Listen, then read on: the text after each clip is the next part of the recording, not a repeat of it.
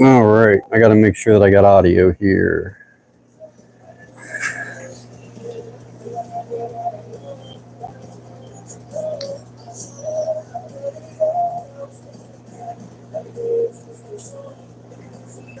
All right, I think we're good. I got to make sure the audio is on.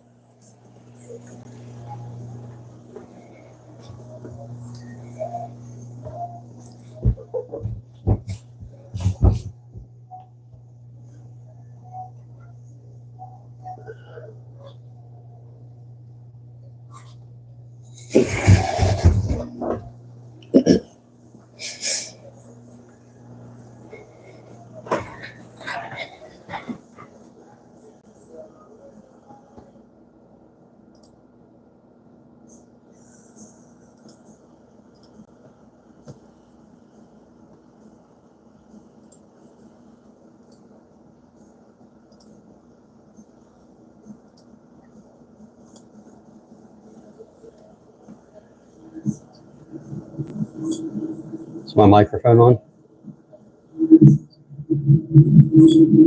Is my microphone on?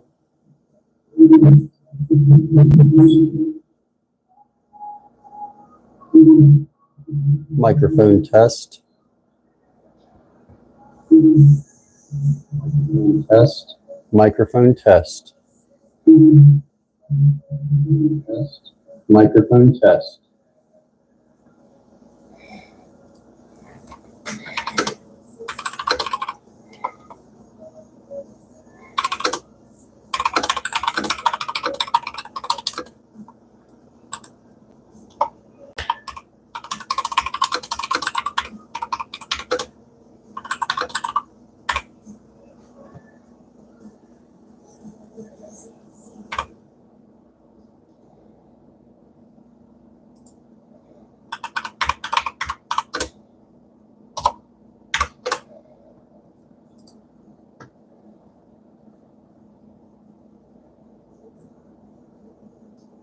All right, guys, let's get started. All right, guys, let's get started.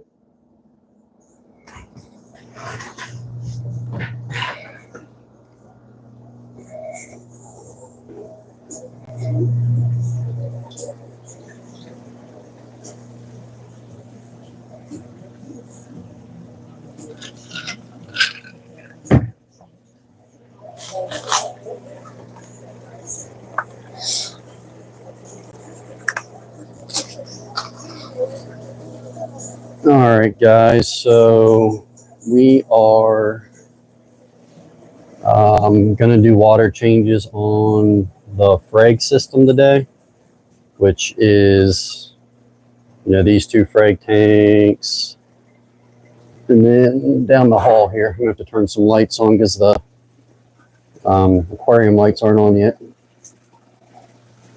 But we've got all these systems we got to do water changes on today.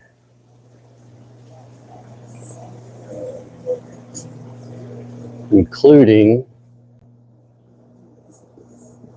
the main tank out here as well. So we got a couple hours worth of maintenance we got to do.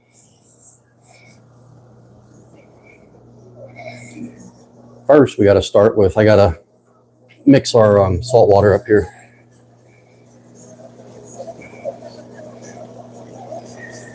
So first things first, let's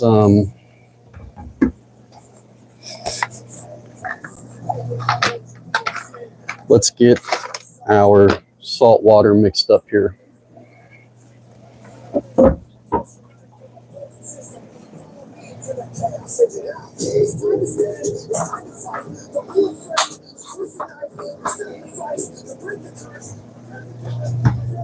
I forgot about water changes today, and I didn't make my water yesterday, so I've been running it for part of the night just to get it done.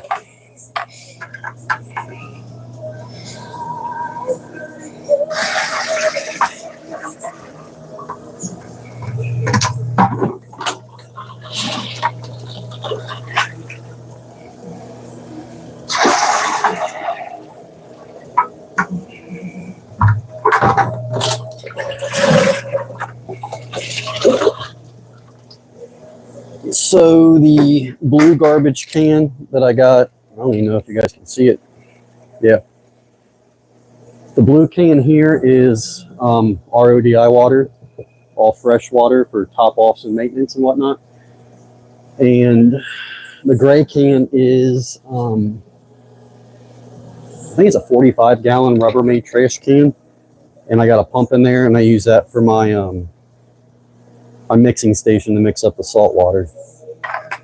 What's really nice about this system is this pump. I put in these valves so it can recirculate to mix the salt water, or I divert it to this hose. You'll see a little bit later, and I can take the hose out to the other aquarium and fill it up with salt water. It's worked out really well, especially for not really knowing, you know, what I'm doing. You just gotta kind of figure it all out.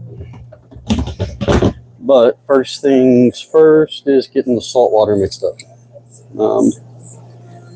Switch this back to RO so we can fill our RO water while we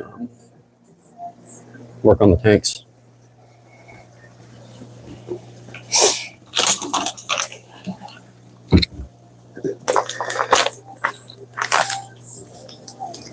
So what's nice is I'm using instant ocean reef crystals. That's what I use for my salt. I just always have. I've always had success with it, and if you have success with something in this hobby, you don't change it, right? So I use instant ocean reef crystals. And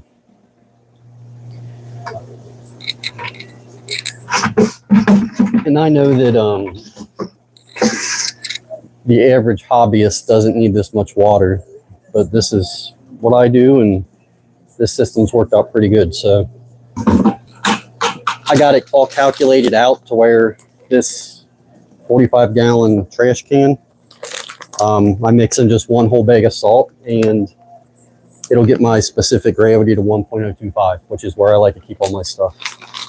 I do have a heater in here to heat the water. If you don't have the water at 79 degrees when you mix your salt, it won't read properly. Like, it'll read low, and then as it warms up, it'll raise the salinity. So it's good to have the water at the right temperature when you test it to make sure you're right where you got to be.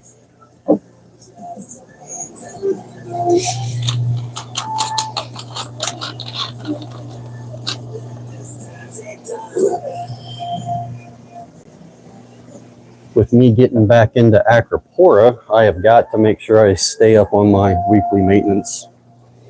That's the only way I ever have success with Acropora, is by coming up with like a maintenance schedule and sticking to it. That's the hard part. You got to, though. Those things are finicky.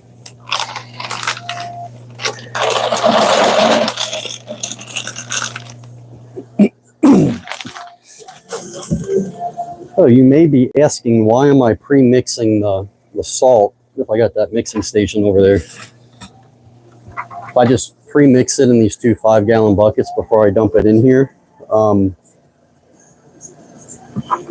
it mixes a lot better instead of just dumping it straight in the can here.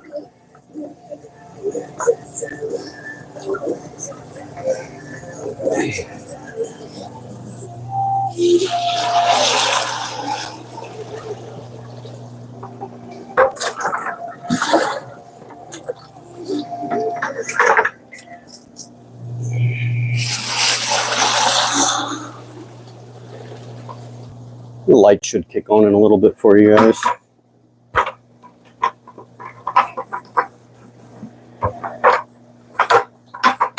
want to say this whole process typically takes me, depending on how in depth I want to go, takes me roughly 2 to 2.5 hours to do.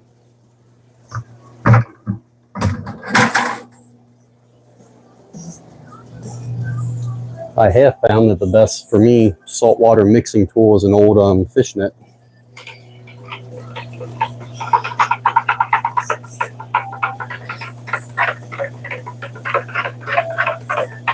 Another reason for heating your, I know not everybody can do it, but heating your water before you put it in the aquariums, it just puts less stress on the inhabitants of the tank, you know.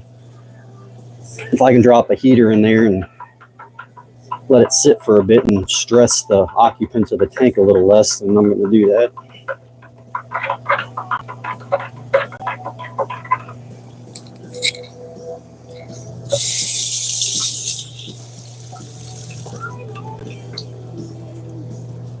I wonder how loud this pump's going to be.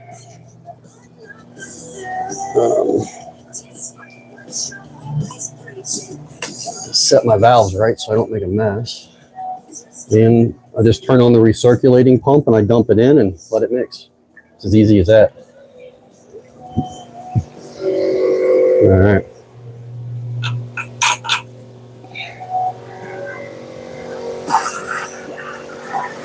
So I'm just dumping the salt mixture right back into the can. We're gonna let it mix up a little bit.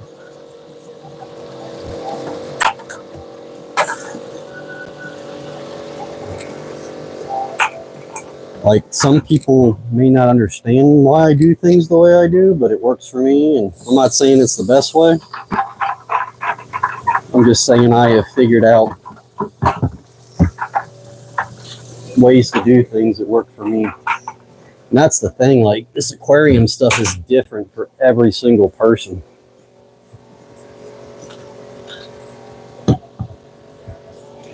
There is no aquarium, two aquariums that are the same.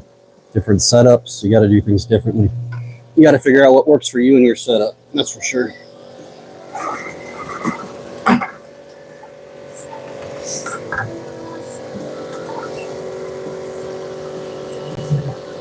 I actually may have overfilled this a hair,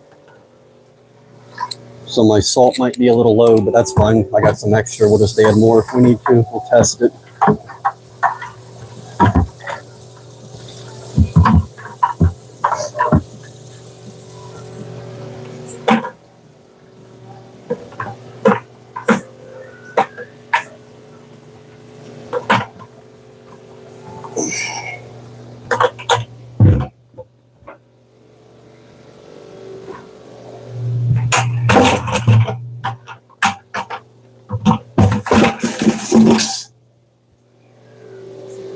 I do like keeping a lid on my saltwater tank or mixing station here, just to keep, you know, pipes from dripping in it and dust getting in it and whatever.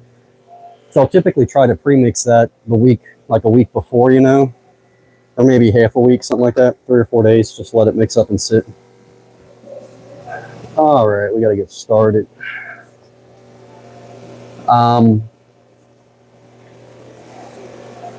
Actually, what I want to do, I'm going to feed the coral in the main tank here.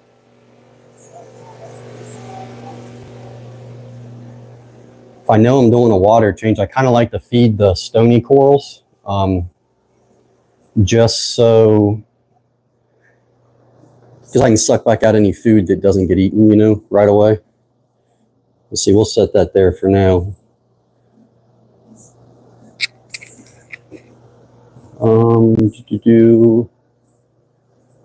I need to go mix up some food here. Let me show you guys that.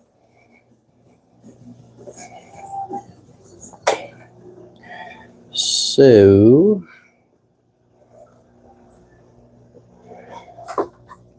I started making my own food because going to the aquarium stores and buying food gets expensive on a big scale. So I'm going to show you guys what I do. I'm going to get some water from the tank here.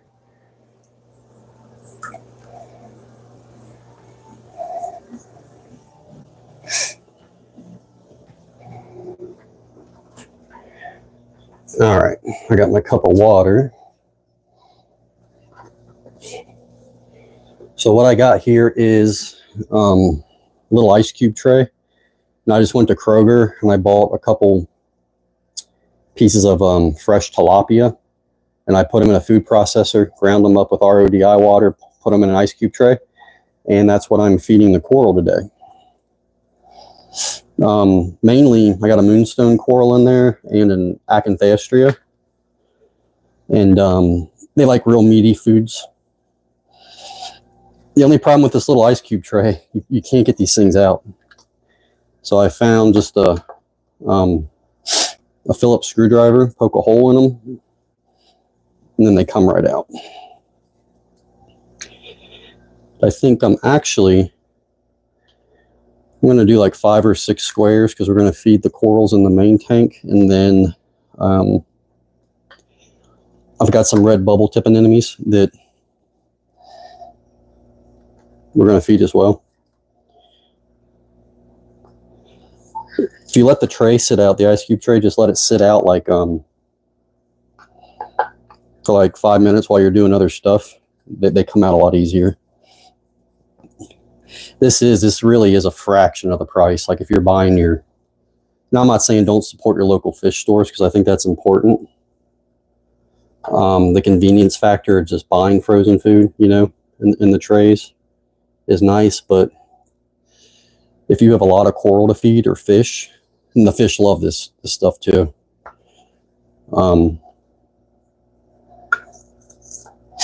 It's just so much more cost effective doing it this way, making your own food.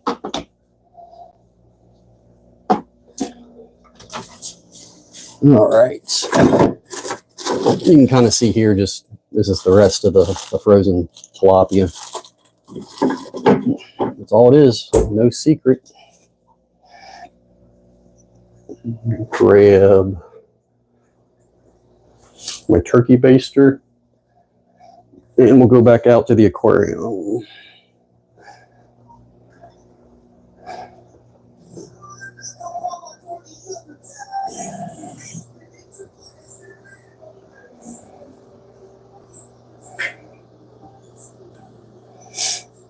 Okay. I know that doesn't look very exciting with all the lights off. They'll be kicking on here in a few minutes. Or an hour maybe, I don't know. Can't remember. Yeah, towel though.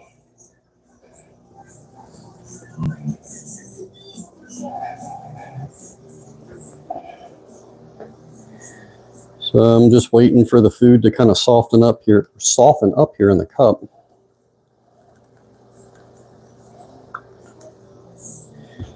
Let's go ahead and turn off this system. When you're feeding corals, it is best to, and you should do it with your fish too, shut all the return pumps down and your power heads and whatnot, just so the coral can get the food.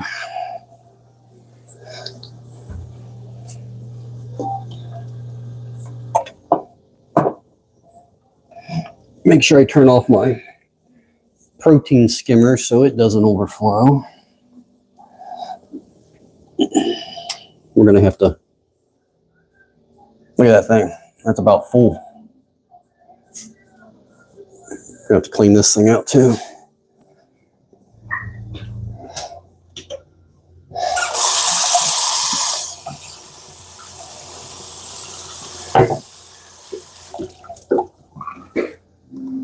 Man, that protein skimmer stinks, smells.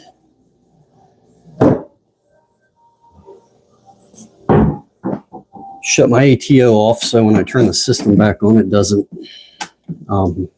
fill. All right, who are we going to feed first? Let's try to get this A-can over here.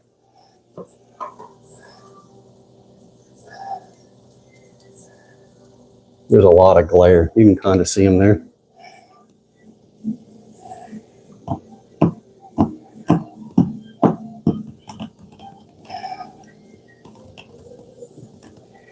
Just waiting on my food to dissolve here.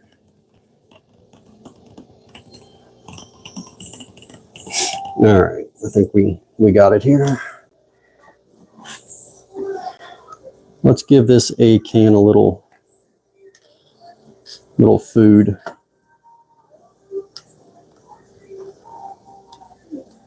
All right. They're coming out. A little bit. There we go. There's some pieces. Didn't get a lot on them.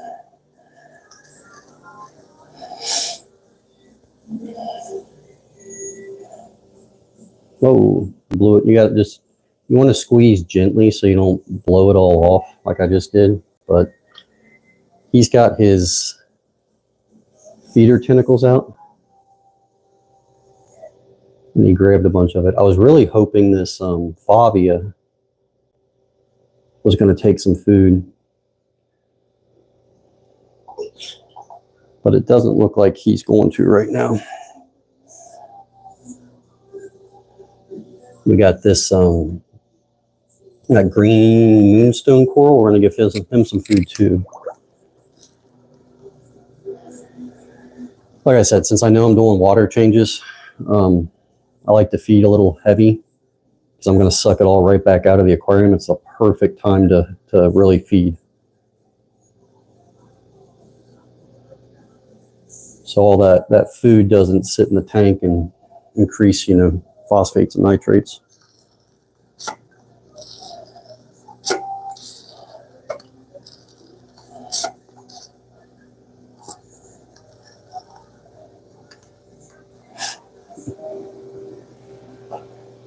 Yes, it is. I am feeding tilapia. That glare, I just saw that glare on the camera. That is atrocious. Without the lights on. All right, let's feed this guy real quick. Feed him a little more. Yeah, he's got some good chunks on him now. See if this Favia, if I set anything on him, if he'll, he might open up and take some of it with all the flow off.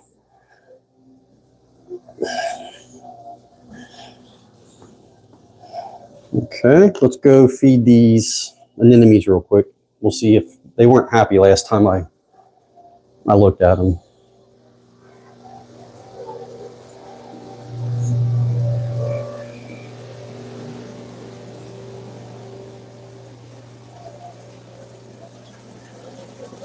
We got some work to do on this guy here today too. That live rock I put in there, it's getting all covered in diatoms, brown algae. What I love about this little tank, I got one switch and I kill everything and I can feed here now. I don't even know if you can see them on the camera.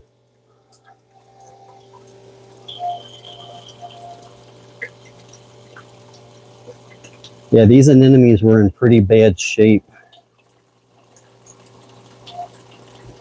I've been feeding them pretty heavily. We've been doing about every other day.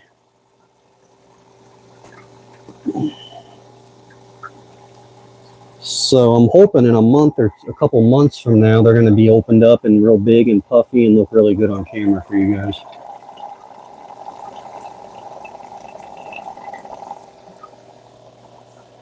All right. We got them fed.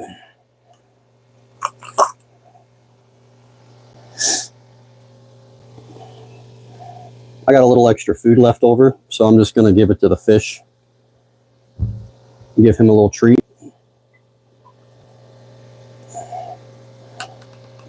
The lights will be on soon, yeah. I got a couple palithoas here. Let's see if we can get them to latch onto a piece. Yeah, like that.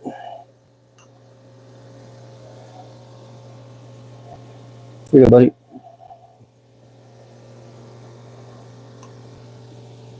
We got some more fish down here.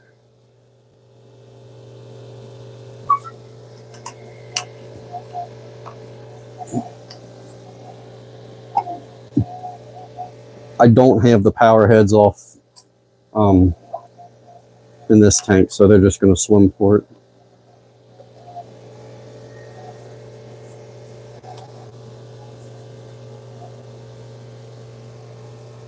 Okay. I got that pump running. Let me feed these fish real quick.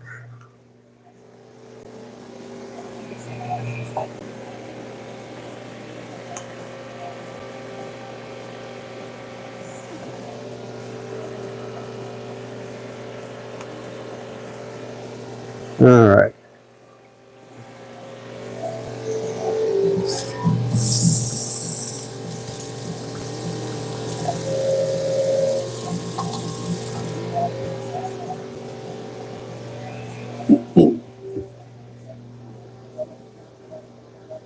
I do try to be very conscious of like how much I feed and put in the tank. Let's see, where am I going to set this thing?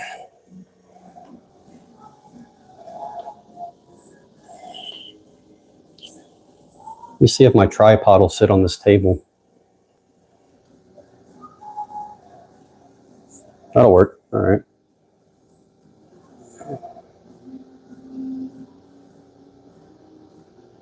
Okay, we'll set up right here for a few minutes and we'll start working on this tank.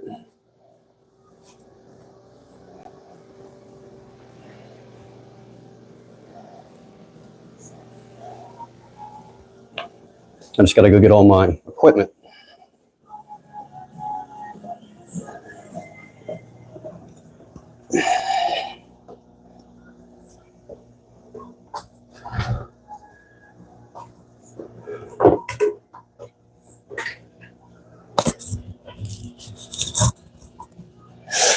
All right. Got my siphon hose, my towels, turkey baster.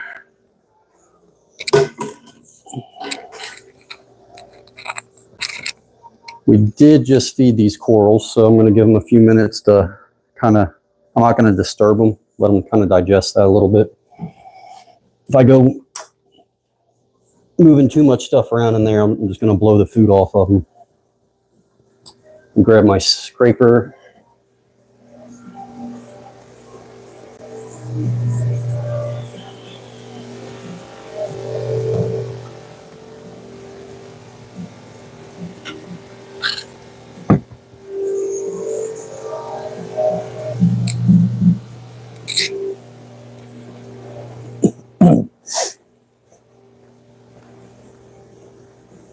All right, so we got all of our return pumps turned off, all of our power heads turned off.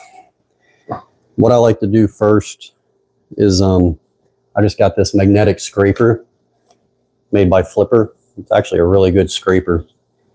It's got your scraping edge, and then you can flip it over in the water, and it's got your scrubbing pad for the glass. Really nice tool to have.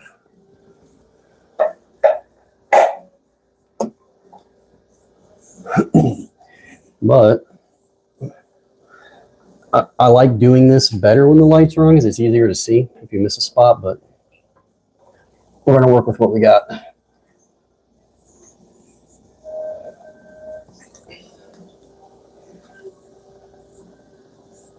I just like starting with the glass. That's the first thing I do is clean the glass off.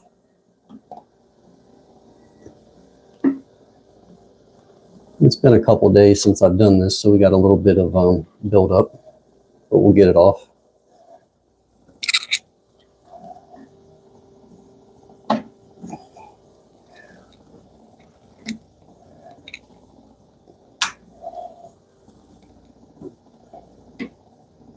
I am pretty meticulous about the glass, usually keeping it clean. It's one of those things I've come to realize. Like, you can do all this maintenance on your aquariums, but if you got dirty glass, it's not aesthetically pleasing, and you don't really tend to want to look at the aquarium. And you can't see your corals if you got dirty glass. So you got to keep your glass clean so that you can observe your tank inhabitants. If you can't see them, you don't know if they're healthy or not. It might sound stupid, but it is true.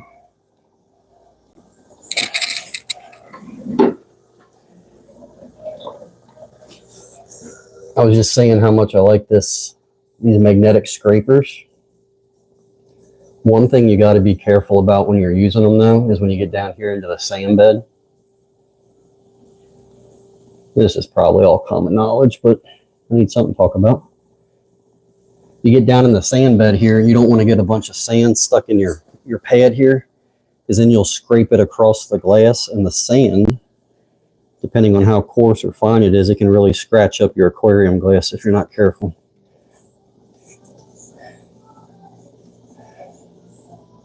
Oh, we got a Looks like we got a coral, a loose coral that fell off into the sand bed.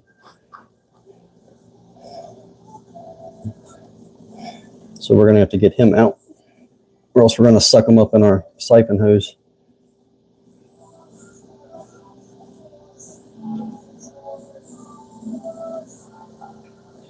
Actually, I'm going to go get a frag plug and some glue. We're going to glue them right now before I forget.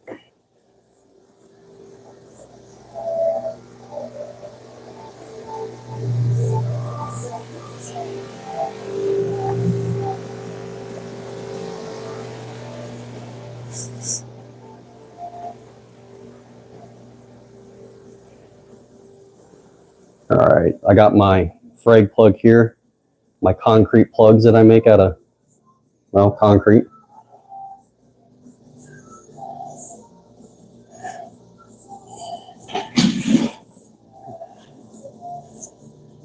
Let's see if I can get him out.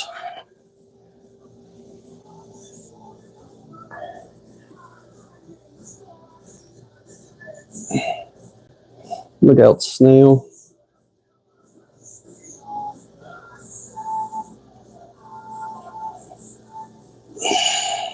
Did I get him? I did get him.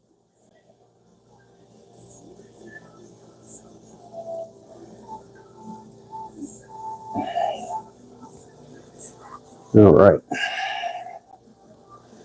This guy, let me see if it'll focus. You can't really see. He's a green, it's not focusing. He's a green palithoa. He attached to a shell that was on the bottom of the aquarium. So instead of just sucking them up in our siphon hose, we're going to pick them up and glue them on a frag plug. That's the biggest problem with these little super glue things is the nozzle dries up. All right, that's a lot of glue. You just need like a pea size. But anyway, I'm using the Harbor Freight. I just go to Harbor Freight and buy this glue. It is probably like a quarter of the price of the aquarium glue. And when you guys are looking for glue, this is totally reef safe. It's the same stuff you buy in the fish store. You're looking for cyanoacrylate. Whatever super glue you want to use, just make sure it is cyanoacrylate and it has no other ingredients in it. If it's only that, then you know it's reef safe. I've been using the Harbor Freight glue for years now, and I have never had an issue with it. All right. That's it. It's that easy to glue a coral. I'm gonna dip them back in the water. The water will act as a hardener. It'll start to cure the super glue.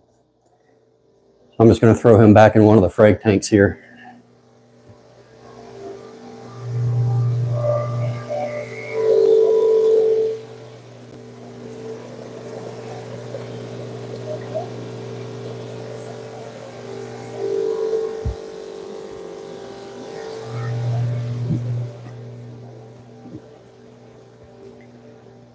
I have got so many of those green palithoas. It's ridiculous. I bet I got over 100 frags of those. I need to get rid of some of them. All right, where were we? Back to our glass.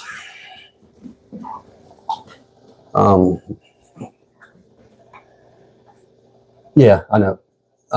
Handling those green palithoas, I do have people question me on that sometimes because I've got a horse farm here as well, and I've always got cuts and scrapes on my hands. And from what I understand, palithoas have a neurotoxin in them that can make people really sick.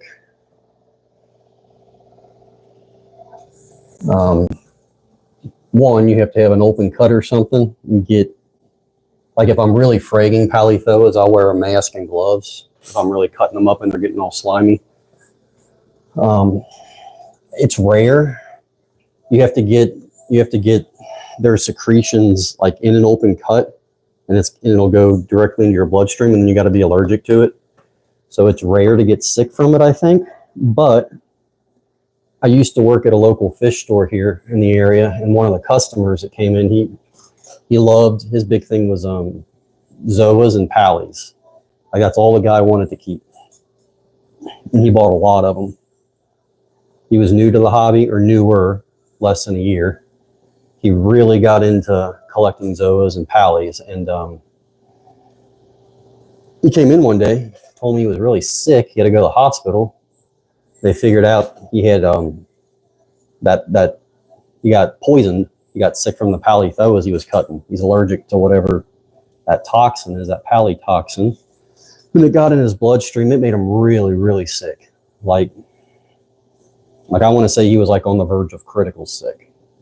I don't know if he was in the ICU or not, but the sad part is he brought all of his zoas and pallies back, and he got out of the hobby. Like, I can't really blame him, but it is rare for that to happen. But just know it can happen, and take your precautions, you know.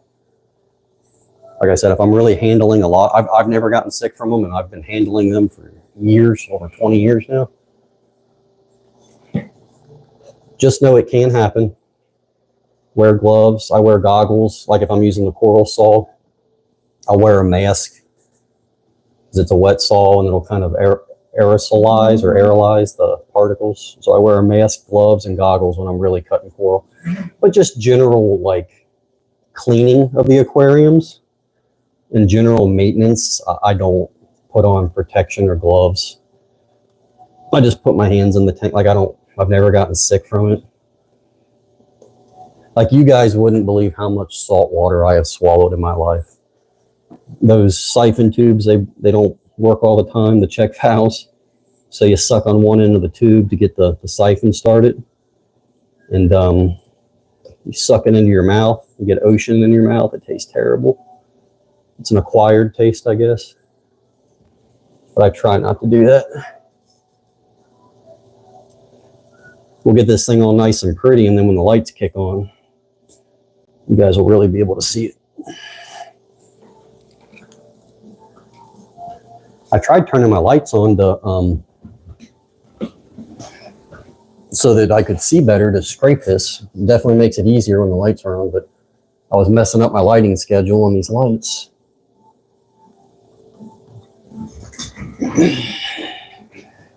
Yeah, all my lights here are, I'm running these Viper Spectra. I don't even know if they make them anymore. The reason I got them was because I needed like 20 or 25 of them for all the systems. And they were, at the time, I just got them off Amazon. They were the cheapest option. They were like, I want to say it was years ago, but maybe 50 bucks a light, something like that.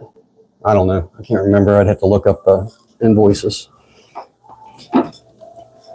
Are they the best light in the industry? No. Are they the most expensive light? Definitely not. But honestly, all these LED lights like your Radions and whatnot, they're super awesome with all their scheduling and programs.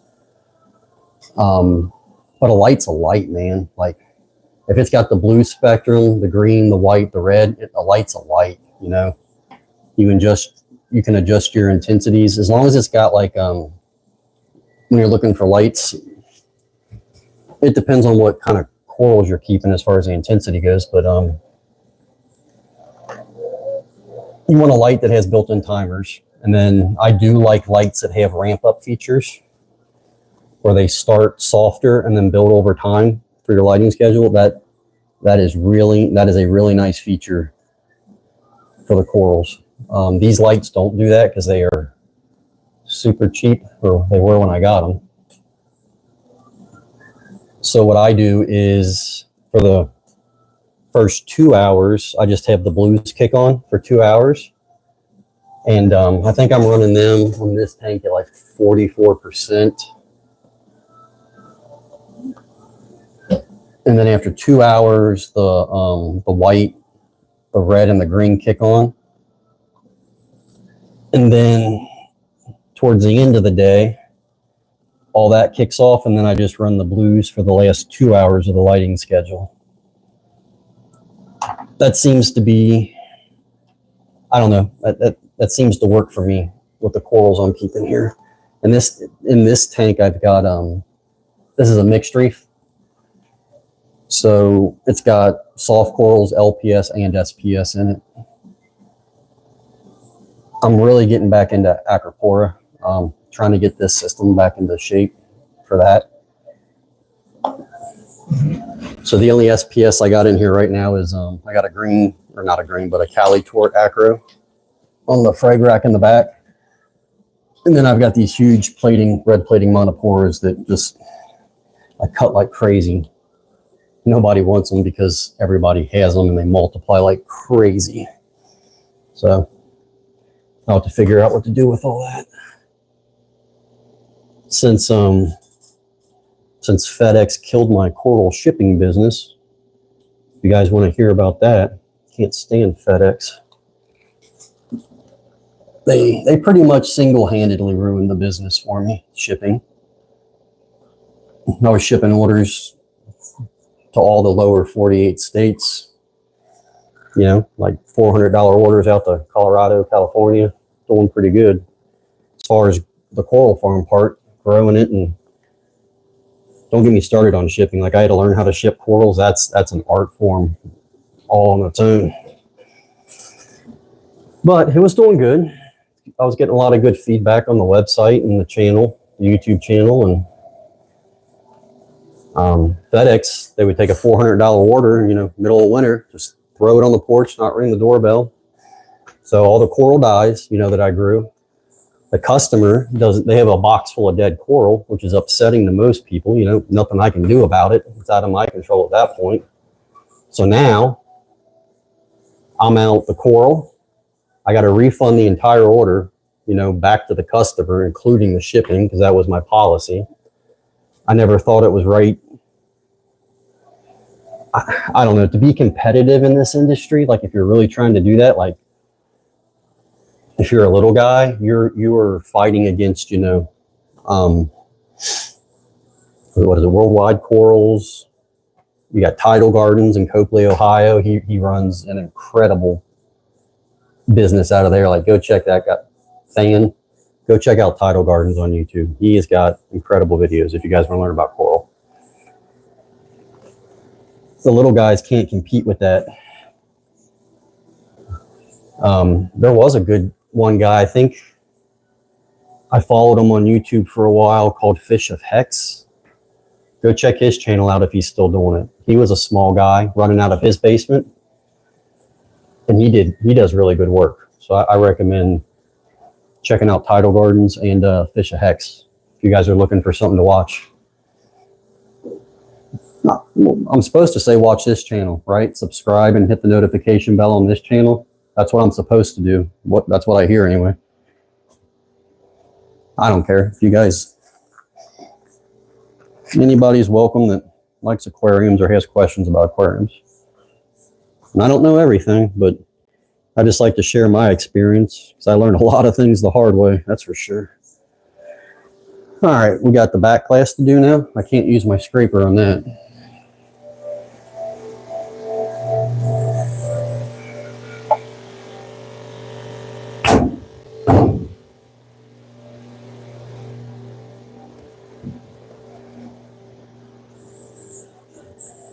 All right, lights should be kicking on soon. So since I cannot get that scraper on the back glass, the only way I know to do it's with a toothbrush the old-fashioned way. So at this point in time, I just take my toothbrush and I'm going to clean off all my power heads and wave makers, get the detritus and algae off of them. Then I'm going to scrub the back glass.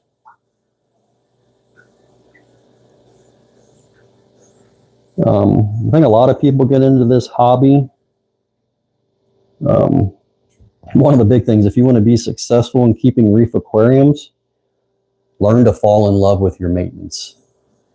And a lot of people don't like scrubbing algae. I find it therapeutic to see the before and after. You know, you put in the work and you can instantly see the results.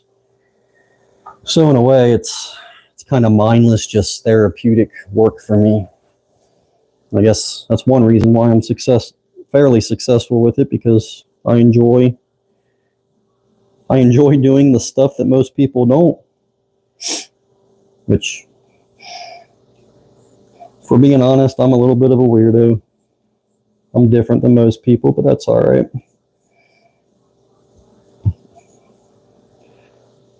Wish you guys had some questions. I like it when people ask questions. I mean, if I don't know the answer, I'll be honest and tell you, I don't know. I'm not going to make something up. If I can share my experiences, that's about it. Man, there's a lot of this. I might have to back down my lights a little bit. I have been slowly turning them up like 1 or 2 points per week, just to increase par levels down towards the bottom. But I may have them up a little too high because I'm getting a lot of this green hair algae. So I'm probably going to back my lights down a little bit and see if it helps with that. It also doesn't help that last time we tested, the phosphates were like 0.3 in this system. They were high. So the combination of the increased lighting and the phosphates, such a good song.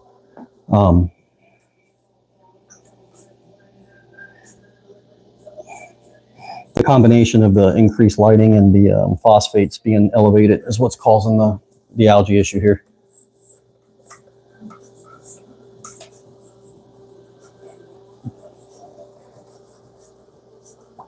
Yeah, you guys are going to see, I'm pretty meticulous about scrubbing every surface when I do this, just to keep everything looking nice.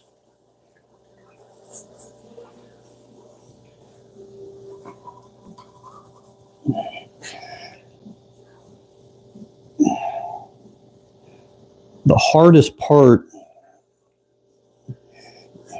I've got these rocks. This whole aquascape is all dry stacked, so I do not have any of these rocks glued together or secured together in any way. And this system is, I want to say this system's about 15 years old now.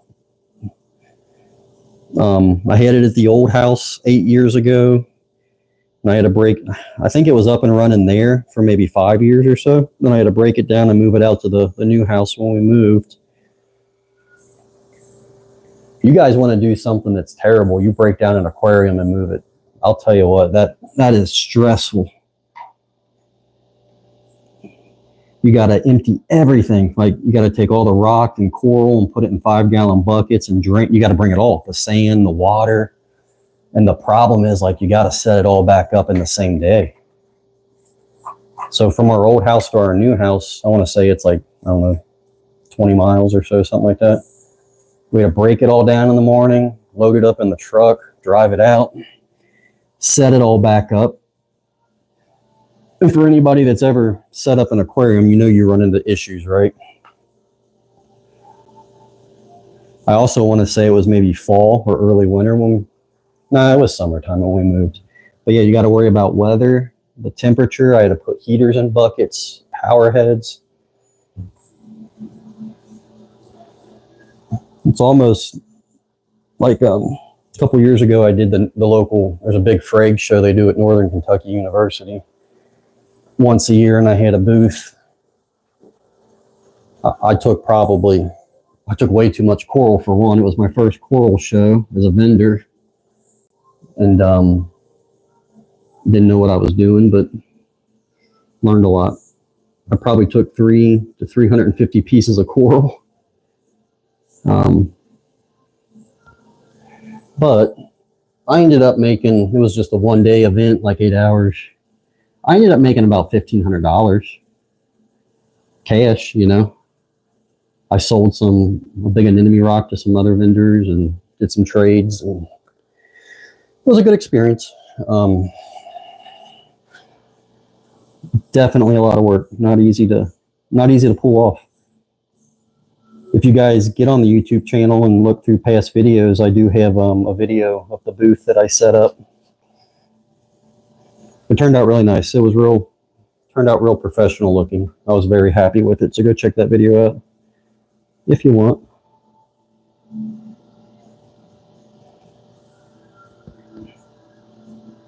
I got this acro on this frag rack here, and it makes it almost impossible to clean the back glass there unless I take it out.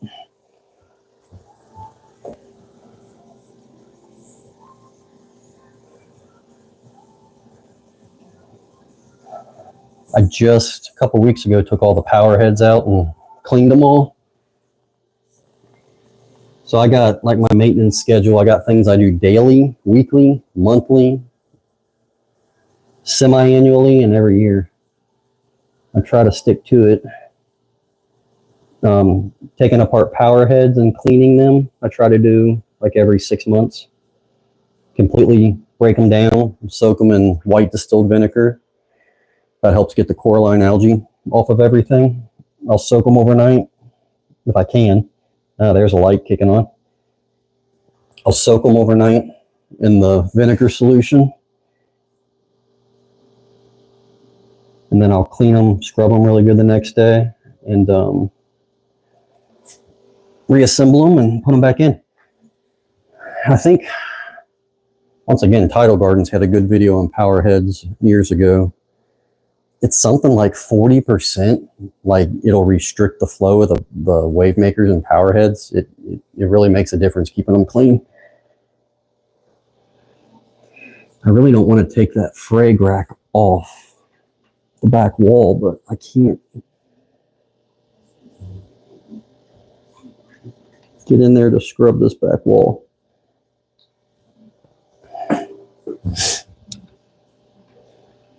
Get that other light to kick on here and be able to see what I'm missing.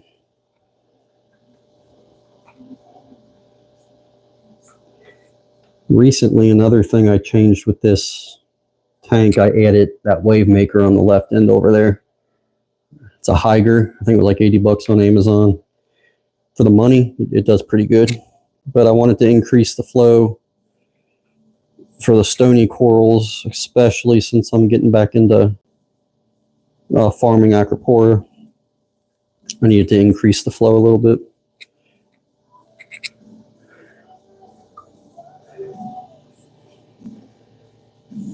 Okay. I told you guys, I take my time with the glass. I really do.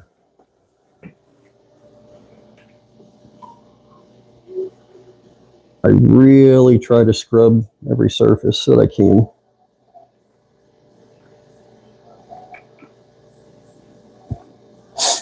I don't like algae on stuff. And we got, I wouldn't say a huge algae issue right now, but we've got algae. We'll just say that. Every aquarium has algae. Look at these beautiful tanks on YouTube, you know. And I'm sorry, they still have algae. And I'm like, even if you can't see it, every healthy aquarium is going to grow algae. It's just part of it. It's how you keep it in check and maintain it. Jake Adams, he was around and with us still. He's got some beautiful aquariums. So go, if you don't know Jake Adams, go put his name in YouTube, check him out.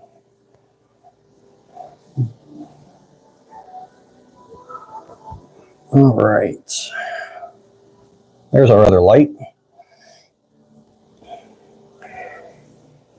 So typically after I scrub the glass, I'll come back, and since I do have some algae on the rocks, I'm gonna just lightly kind of brush off the rocks. Yeah. Oh, there's my starfish. So with all the flow off, yeah, all the algae and detritus and stuff, I'm going to let it settle to the bottom, and we'll suck out what we can. I do think One of the best things you can do is keep up with your water changes. That's how you keep aquariums healthy, you know. It's not like the ocean where you got the volume to make it work. You got to do your water changes.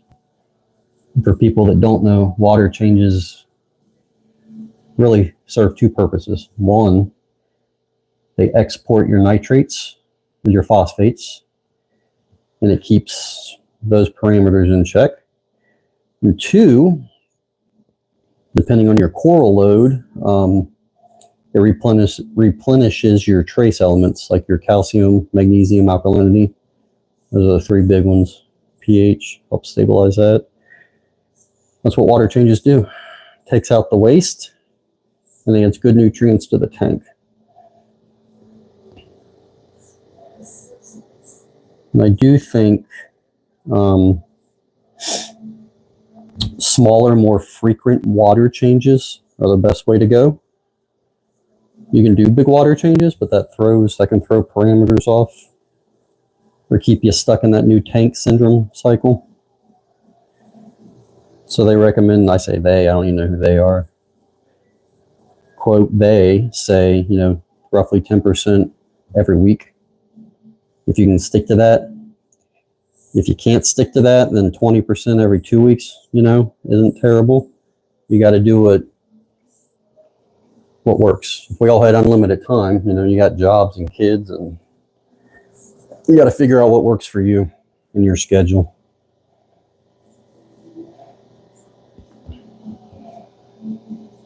Oh, I'm getting some good stuff off. I don't know if you can see it or not. I'll check the camera. How'd A-Can? He's still holding on to a giant piece of tilapia right there. Oh. When you're doing this, another reason to be extremely gentle and careful, it is so easy to hit things like this Monty and break a piece off if you're not careful. This big Passalapora here, this big guy, he's real easy to break too, so you just got to be careful when you're working around them.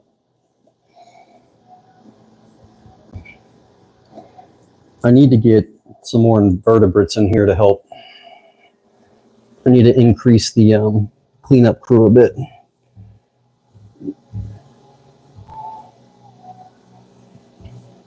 Increasing the flow has helped. And I'm not doing anything crazy as far as flow goes. You really want just enough water flow to keep the corals clean, keep the detritus and algae off of them.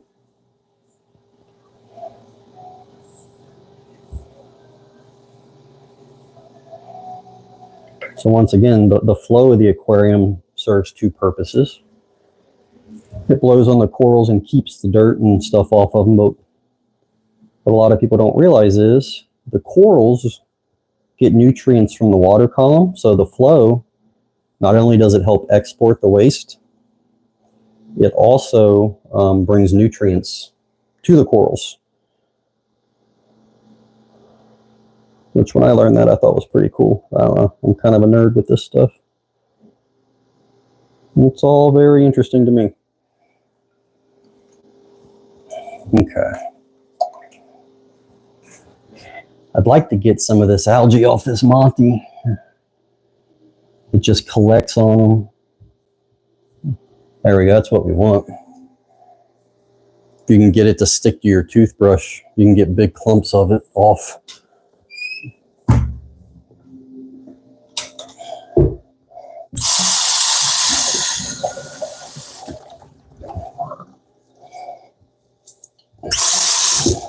Yeah, that was a good piece we got.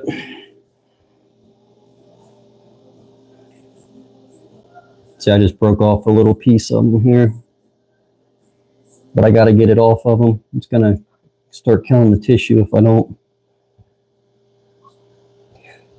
I know you guys can't see it on the camera, but this Monopora, I had a big bird's nest here several years ago, and it died on me for whatever reason. So I put the Monopora like in the cluster, the dead skeleton of the bird's nest, and it used the skeleton to kind of grow around it, which is kind of cool. And I got little pieces of bird's nest growing back here on the ends. that where I guess it wasn't completely dead.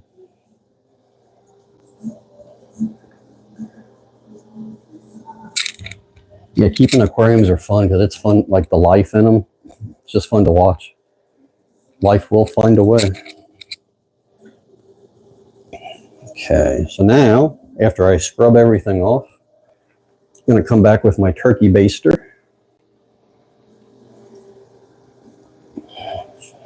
And then I like to really just blow all the coral and all the rocks off really good. Get it all to fall down to the sand bed. And that's where we're going to suck it up. This is a 75-gallon tank with a 25-gallon sump in the bottom.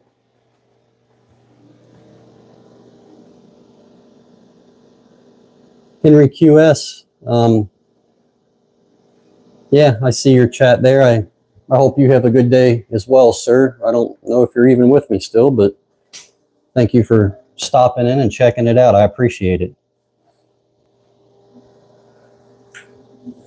I appreciate you taking time to stop by and say hi. Yeah, this coral up here, this bird nest, Monty, whatever, he is so compacted and he's grown so tight that it's hard to get flow to the center of the colony. And that's where you start getting die off in the center if they can't get waste exportation and nutrients delivered to it. That's what's difficult about keeping these things long term. Like your flow, lighting, and everything, like you could have it set up perfect and everything loves it, but over the years, as the coral grows, the lighting, flow, nutritional needs all changes. Like you have to adapt with the system over the years. Because this tank, I guarantee you 5 years ago, I didn't have these huge, these big colonies. So the tank didn't use a lot of alkalinity, whereas I got to dose alkalinity now and calcium. And you just got to keep up with it. All right, I think we're at the point to where it is time to take water out. Let me go grab my buckets and we will start that.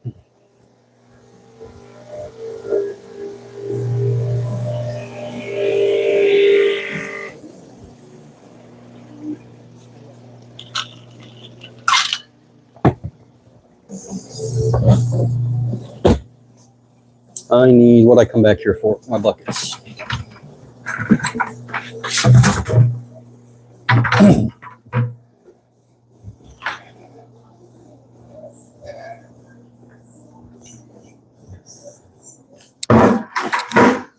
Let me show you guys, see if I can set this up over here.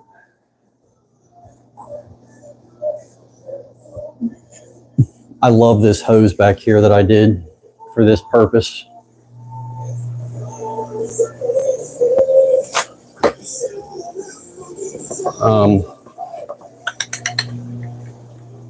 Let's check our, I'm going to check my salinity real quick on this water we're mixing.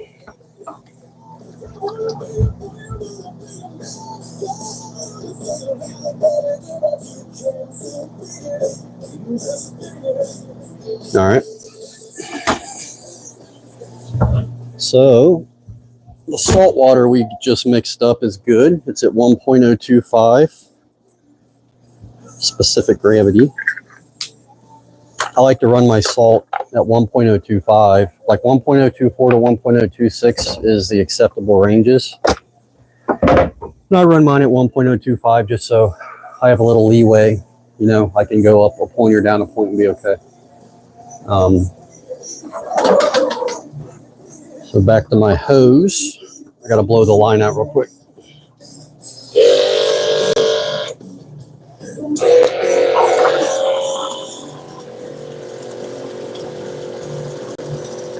What's really nice about this pump I got a quarter turn valve on this hose.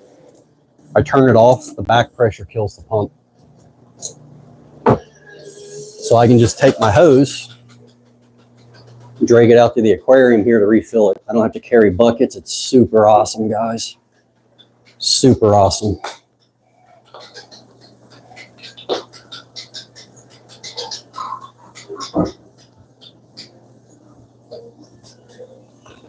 So yeah.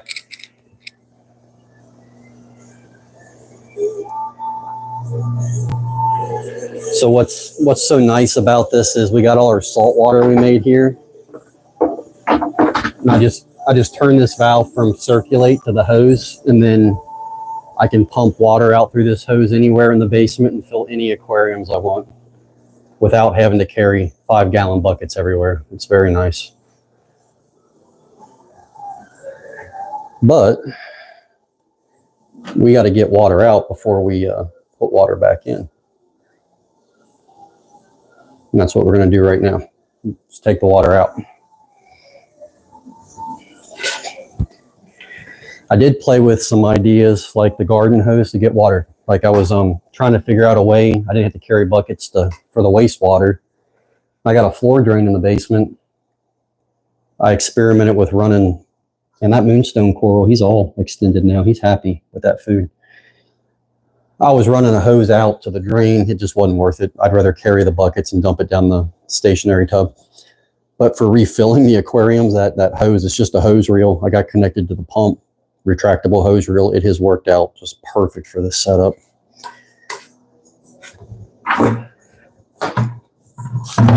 So this is like a 100-gallon system. And today I'm going to take out, we're going to do 20 gallons. We're going to change 20 gallons. My siphon here, the check valve's broken, so I got to suck on the end of the hose. You can watch me get a bunch of aquarium water in my mouth. It's always nice. Once again, like, you just got to be really careful with this big tube in here, with all these corals. You start going too fast, not paying attention, I'll start talking, you bump into it, and you break off a big piece. You know, you got to be careful.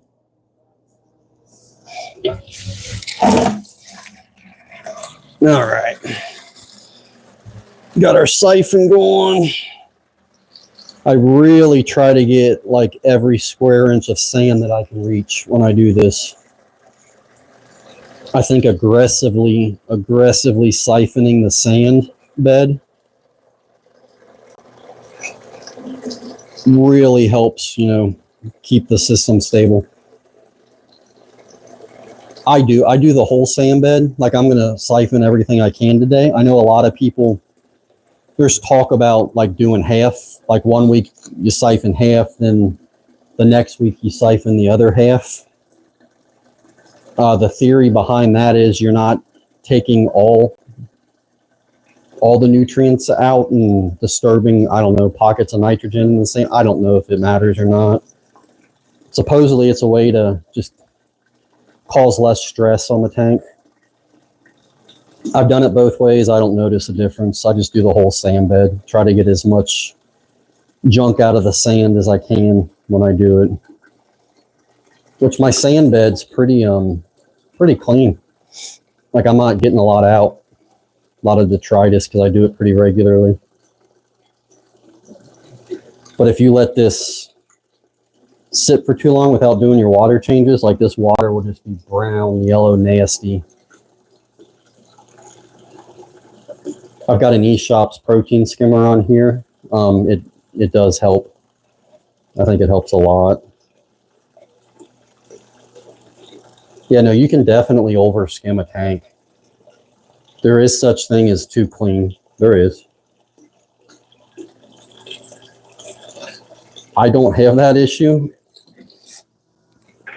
I think as far as coral farming goes, you run into that issue if you have really large systems. I'm talking thousands of gallons.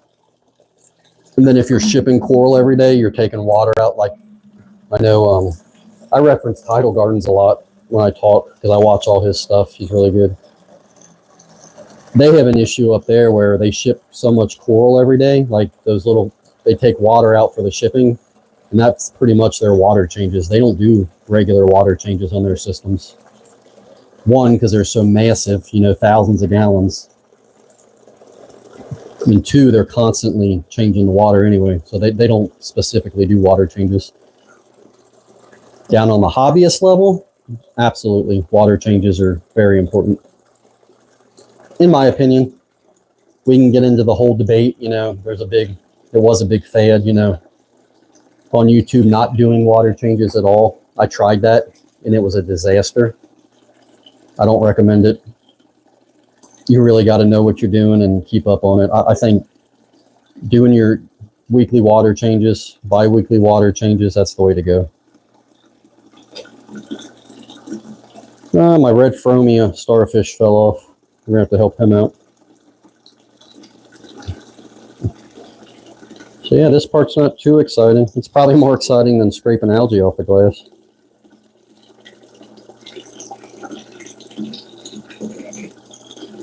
Typically all this, my water changes, I want to say take about 2.5 hours. It's going to take a little longer today because I'm talking and I get distracted. Probably got nothing else going on right now.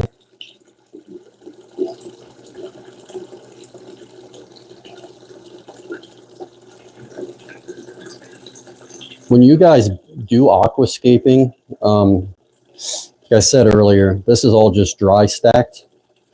And I do have it leaning against the back wall, the glass. I have found if you can not do that, it makes it so much easier to clean the back glass for one. It helps with flow around the reef.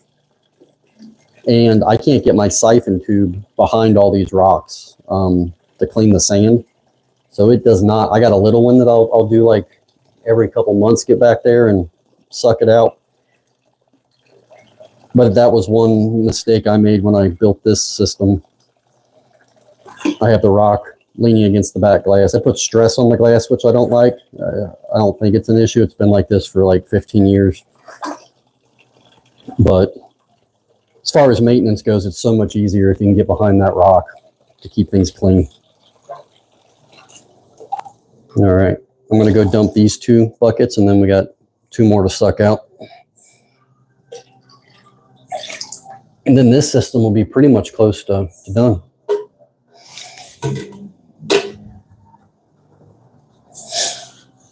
It's my starfish down there. All right. You go dump these and I'll be right back.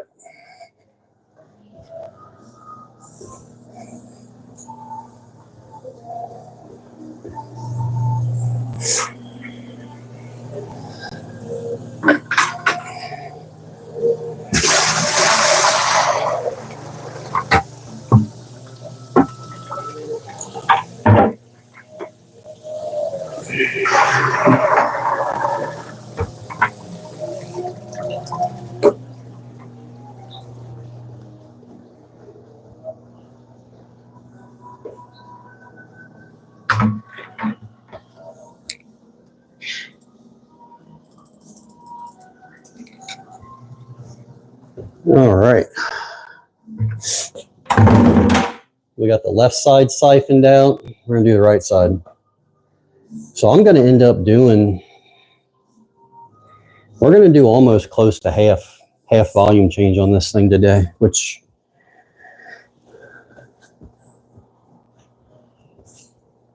it's a little more than I typically do, but it'll be all right for today.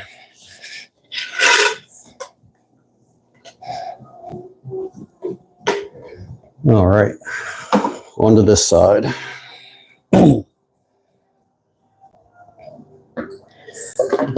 just got to be careful not to hit anything. When you put your siphon tube in, tilt it up a little bit. Let all the air bubbles run out first before you try to get your siphon. If you got a big air bubble in there, it'll block it and it won't work. All right, I've gotten really good at that over the years. A lot of practice. I want to see if I can get down in between these rocks here. There we go. Yeah, we got a pocket right there, all that detritus. And then when I do this, This little tip, I'll put my thumb over the end here, let the sand fall out of the chamber before I take it over top of any corals, or else I'll dump a bunch of sand right on these pallies here. So I just cut the flow off and then take your thumb off and it starts right back up. And then, like I said, I try to be pretty aggressive when siphoning the sand bed. I think regular water changes with sand bed siphoning is where the success is at the home level, aquarium, hobby level.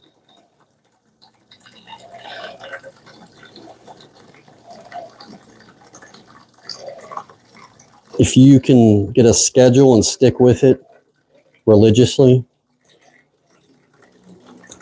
like I said earlier, I think that's why I'm fairly successful with this, because I enjoy doing the maintenance part. Like if I hated doing this, I wouldn't stick with it. A lot of people get into it and the coral is beautiful to look at, but they get in over their head and they don't want to do the maintenance, and over time it's a recipe for disaster. What's the old saying? If you love what you do, you'll never work a day in your life.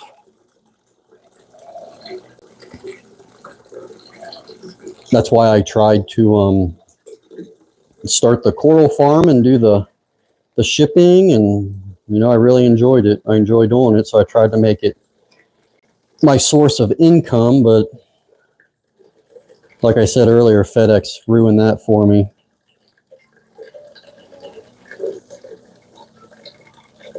Don't use FedEx, guys. I'm sorry. I don't like talking bad about people and companies, but like they really did me wrong and they didn't care at all. Like I'd contact them, they would kill my coral and ruin orders for me. You're getting me on my FedEx soapbox here.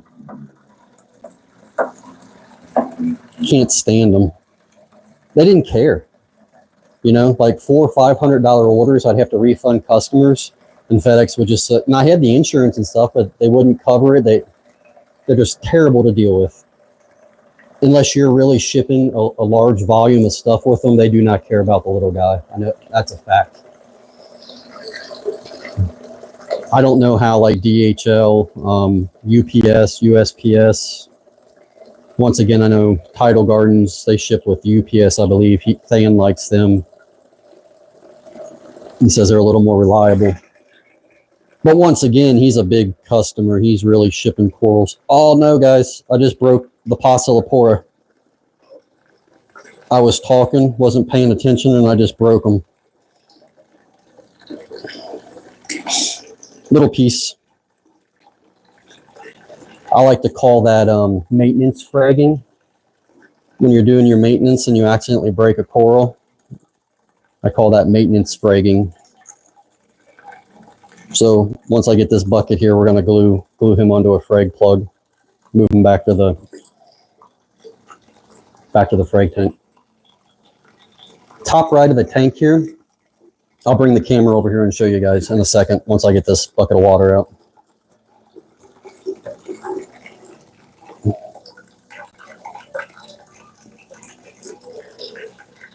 That's one thing I don't like about these siphon tubes. Like, I feel like I'm staying in here forever, hunched over, and it kills my back. So I'm getting old. It just seems like it takes forever to drain the water out. And I've bought powered pumps to do this with. In theory, you would think a powered pump would be better. But in my experience, they're a nightmare. One, you got to plug them in. You got cords everywhere. They're hard to hold. You suck up stuff you don't want to suck up.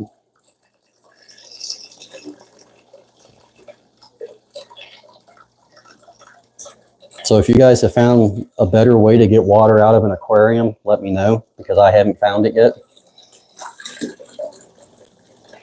And we're coming up on the halfway point on the water volume, so I'm gonna cut it off there. I don't want to do much more than that. Not in one water change. There's circumstances where I do want to do huge water changes, but this isn't one of them. All right, let me run my siphon tube back. We're done with it now. Can't believe you guys don't have any questions. Usually we'll get a couple questions to talk about. Everybody's lurking. They're not talking, which is fine.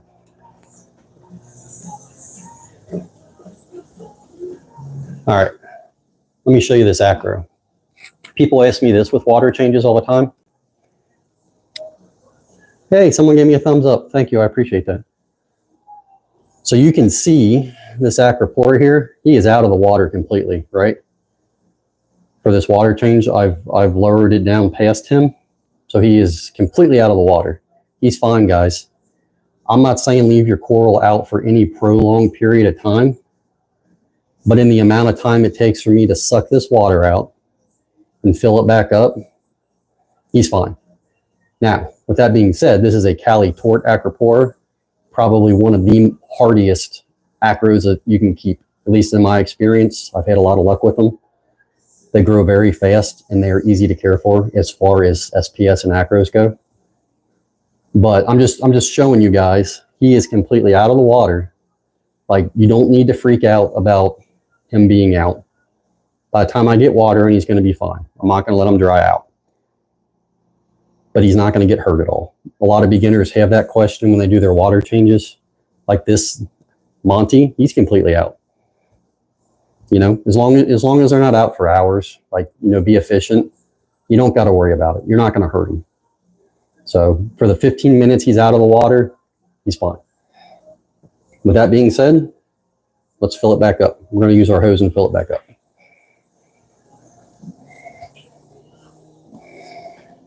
You guys get to see how the hose works. All right. Let me go get rid of this dirty water. Dump it down the drain since I spilt it all over the floor. That's one thing. That's why I set all this stuff up in the basement, because it's all tile floor, and then in the back it's just concrete. So I can spill essentially as much water as I want and not have an issue with it.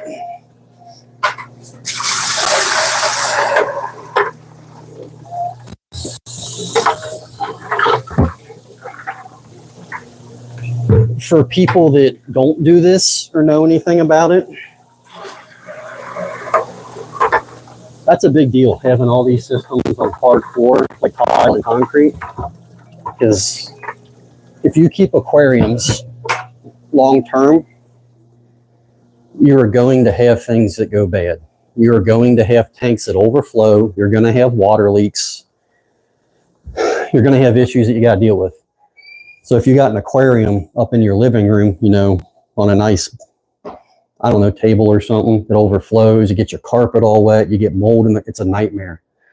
Ruin your subfloor, like, it's a nightmare. I had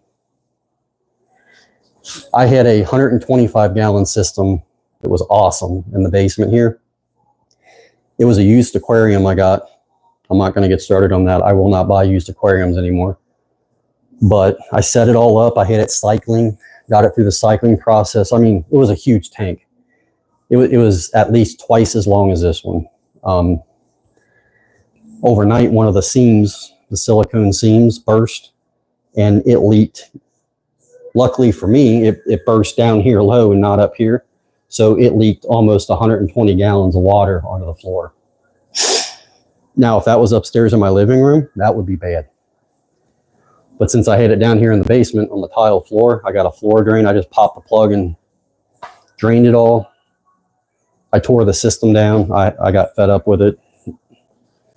It was very disappointing. So, moral of the story, my point is, you guys are going to have setbacks and failures, and that's where you learn if you're cut out to keep aquariums or not.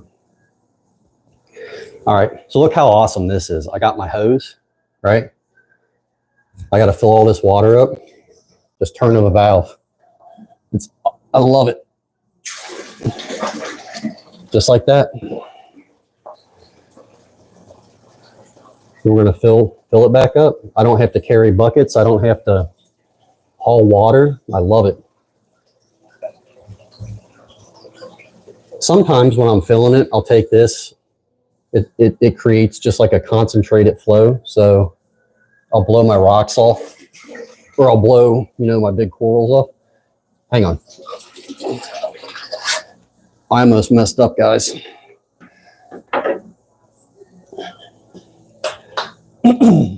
We broke this Pocillopora. So let me grab some glue and a frag plug and let's glue him real quick.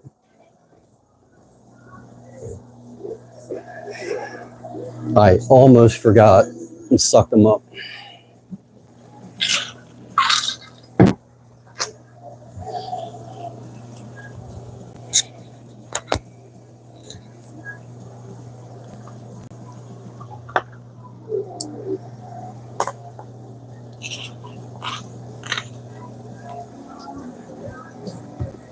Glue, where's my glue?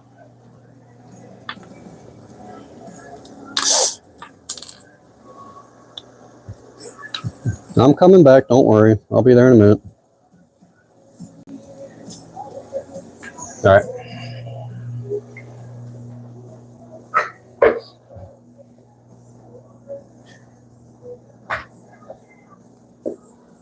All right. I have got my frag plug and glue again.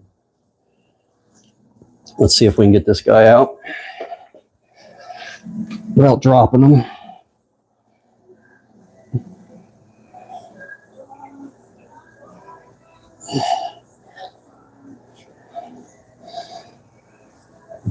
And this camera is not going to focus again, but that's the little piece that we broke off when we were doing our water change.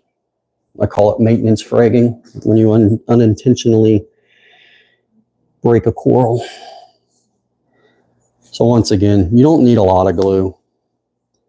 I just explain everything as I do it over and over for different people that come in. You need about a pea size, just a little pea size dollop or glob on the frag plug, just center of the plug. And then the section that was broken, I'm going to glue. So get them glued on there, dip them, let that water start to harden the glue. And then I'm going to move them back to the frag tank. So this whole Pocillopora colony, he's about that big now. And he started from just a little half-inch piece just like this. So that's what's cool about the corals, you know. Most of them, they reproduce sexually, asexually. Asexually mainly in the aquarium. But you can fund your hobby, you know. I was selling frags back to local fish stores for credit and just getting my salt and chemicals. And I'm basically able to do my hobby for free. So the coral shipping didn't work out, the business, but I found a way to fund my hobby, which is kind of cool. So it doesn't cost me, you know, a ton of money, because aquariums are not cheap. Coral is definitely not cheap. Fish are not cheap. The equipment it takes to set up an aquarium and run it is not cheap. And most of us don't have unlimited money to spend on hobbies. So if I can take some of the financial stress off of the hobby, I get to pretty much take care of my coral and aquariums for free, which I'm happy with. I would love to have, like, here's my problem. And I'm going to say this as I'm sitting on the other end of a camera while people are watching me. I am not a people person.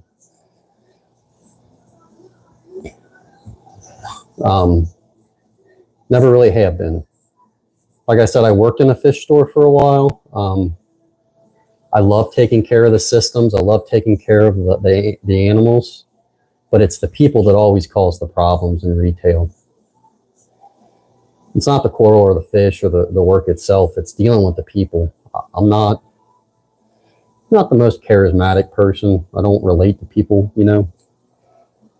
I'm a weirdo. We'll just say it, be honest. I'm a little bit of a weirdo. I'm into very strange things like that aren't mainstream, like this. Things that aren't mainstream, but I enjoy doing it. That's where the key is. You know, you're not going to be successful if you don't enjoy doing this. If any, this is kind of like, I guess it's a form of therapy for me. Take care of my systems. You know, I don't go out and do much. I like taking care of my systems. I do some video game streaming. I play guitar. Those are my outlets: aquariums, guitar, video games. When you don't have to work. One thing I wish this pump I had on here was a little stronger. I can't remember the specs on it, how many gallons per hour or gallons per minute it is. But it does take a minute to fill it back up. It's just so much easier than carrying buckets of water. Then you got to lift them up over the top of the aquarium and dump them in slowly, and it just, excuse me, I'm really pleased with this water filling system I came up with. And if you guys are going to try to set something up like this for you to utilize, I try to stick with everything like plastic and vinyl. Hang on one second, I'll be right back.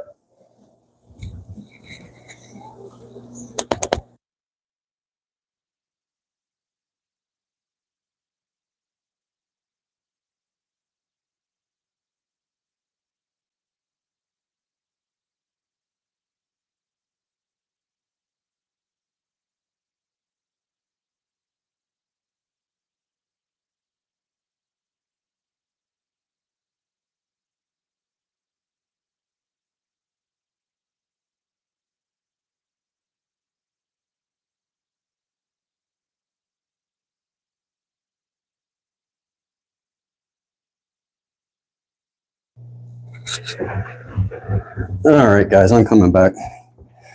I heard the door open upstairs. I got a sick kid with the flu. Had to see if they needed anything. All right, let's fill this back up. We got to get moving. I'm taking way too long doing this. I'm going to be here all day. But that's what's nice about this. Like, something happens, I can just shut this off and turn it back on. Because that pump I'm using, when I turn the valve, it creates back pressure in the hose, you know, so then the pump knows to shut off. I'm really glad I went with a pump that had that feature. The only thing, like I was saying before, the only thing I wish was that it filled a little faster. I did the water we mixed up earlier. It's not up to temperature yet. It was like 76 degrees. It wasn't quite the 79. It'll be all right. But I did check the salinity before. That's one tip when you're mixing your water, always check the salinity before you put it in your system. I always check it, make sure it's right. You check it before you put it in, you know you're good to go. You don't have to worry about it. I have a HANA digital salinity. I didn't do it on camera tester. All my testing equipment, everything I have, like I did the drops and the reagents and everything for years, and the tubes, you know, the color changing reagents. I like digital displays that give you an exact number on the parameter you're testing for. So you're not messing with color cards and charts and guessing, like, because those things, they're fine for the money for getting started, but they really just give you a range of where you're at. I like things that give you, whether you're using the HANA, like, what are the pods? There's pods you can use. I can't remember what they're called. HANA checkers, right? Yeah. Something that gives you a digital readout so you know exactly the number. It's more reliable. And most people don't, I understand, most people don't need to be that specific. Like if you're keeping just a tank full of softies, it's not as big of a deal. It's when you start getting into the LPS and the SPS corals, especially the SPSs, where you really got to monitor your alkalinity, you know, and calcium. If you're keeping like a whole tank of acros, like high-end stuff, you really should be checking your alkalinity on a daily basis every 24 hours.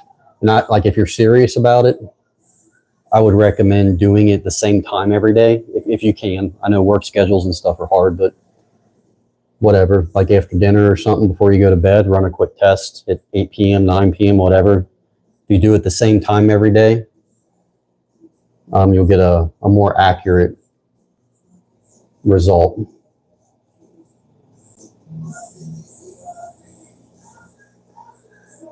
I do think I'm going to turn the return pump back on because there's about 10 gallons in the sump that's going to fill, and I don't want to overfill the system.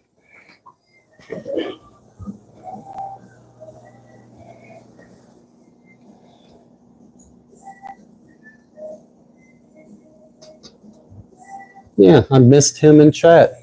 Got a message and I didn't see it. I need to come up with a system to see that a little better. All right, let's turn our return pump on.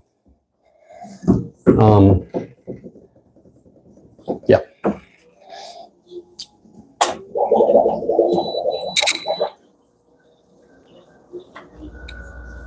All right, return pump on.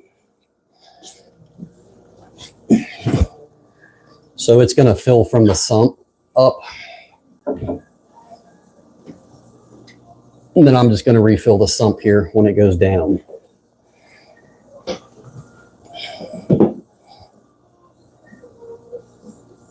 So while that's doing that,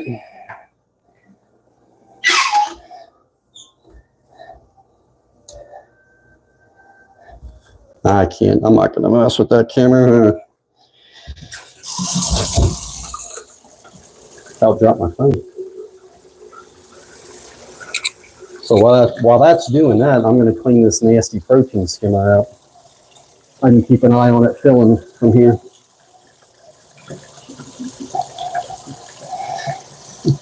My protein skimmers, I got all eShop.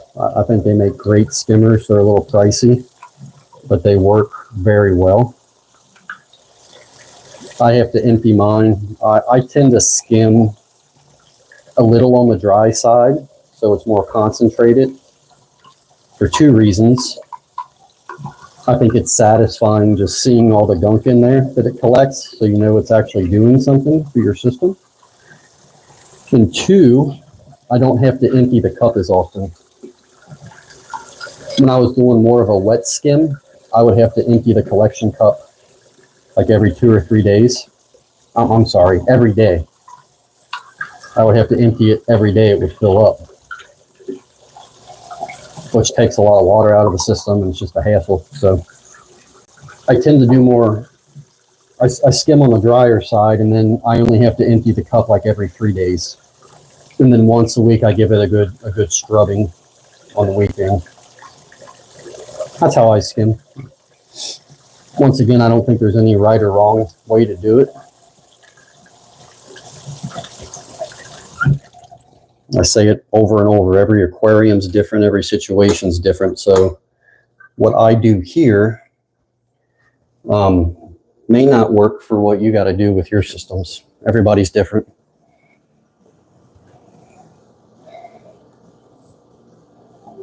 All right. I'm not going to put the collection cup back on quite yet because it's just going to overfill. And I think,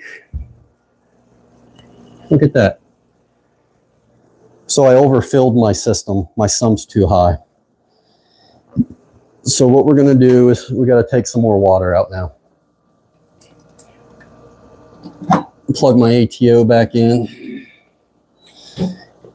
We can get all our power heads going again.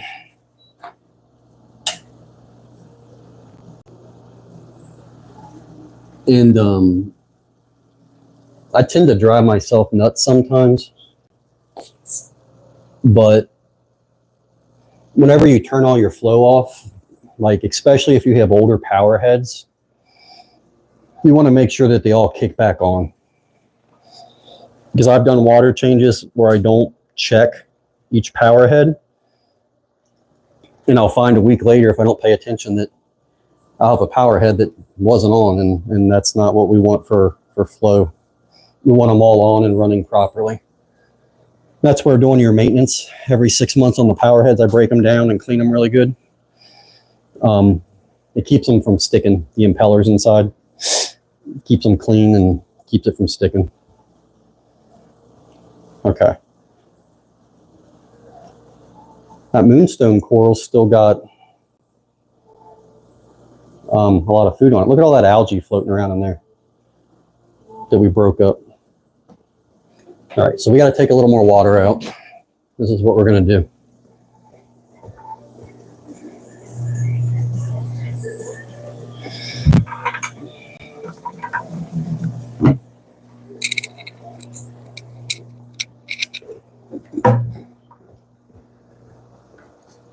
I don't want to take out a ton of water.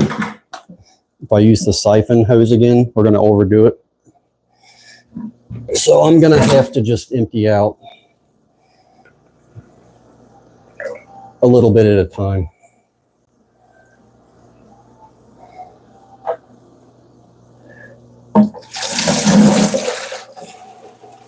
And I'm going to have to kind of do it slowly and watch the sump go down as I do it.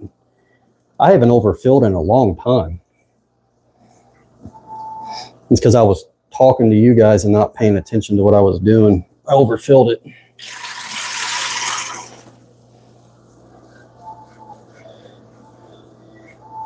So we are doing a bigger water change than I anticipated on, but that's how it works out sometimes. It's probably better to every now and then do a little more than not enough, occasionally.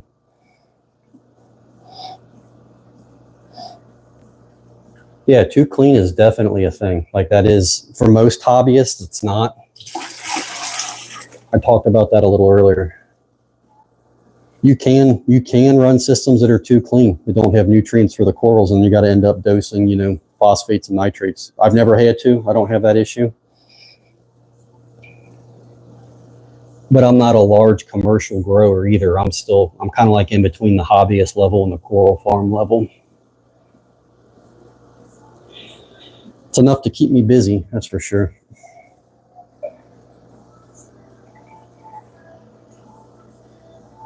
I really didn't think I'd have to take this much out.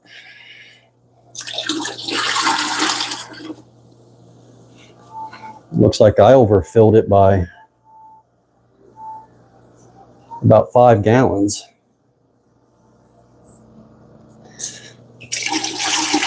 So I think what I'm going to do with this water I'm taking out here, instead of just throwing it away, throwing it down the drain, I set up that like 20-gallon anemone tank a few weeks ago, and it's still kind of cycling.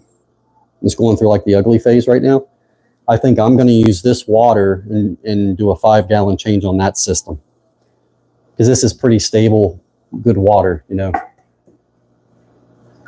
So I will use what I'm taking out so it's not going to waste.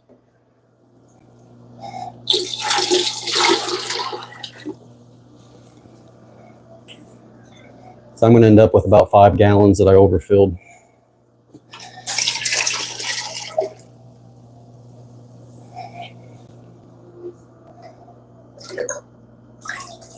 All right, I think that'll about do it. I'm just trying to get my water line. I'll show you here.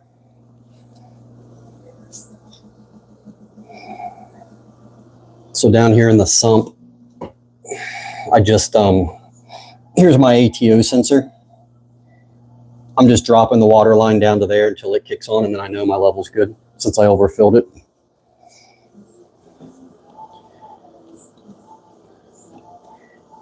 Once we get the water level good here, then we are ready to move on to the system in the back.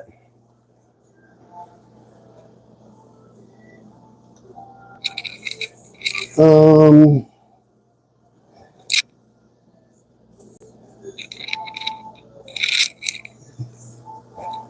right, we should be close. All right, we're good. We are good.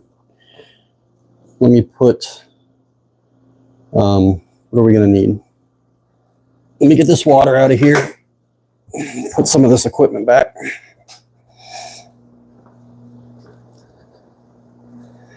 Like I said, we're going to use this water on the anemone tank back here.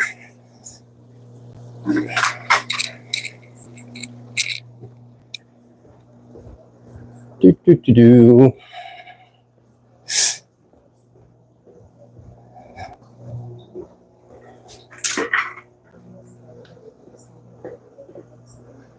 All right, guys.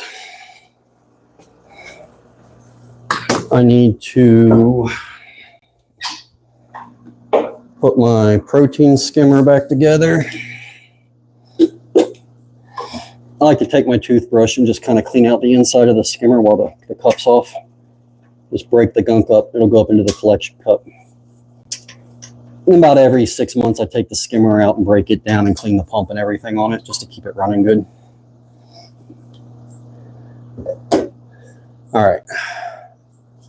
Let's kick that back on. Skimmer's on. I did have a media reactor down here I ran for years, but it broke. I was just running some carbon in it. So I just use a media bag in the filter sock. All right, we turn the sump light off. I run my sump light at night opposite of the main tank lights because it seems to help with the pH a little bit. So all we got to do is the glass on the outside and we are done with this tank. Then we're going to knock out the frag system in the back real quick as well. I'm going to try to do that a little quicker. So I'm going over on time here. Okay, we'll take this stuff back. I'll wash all my towels and filter socks at the end.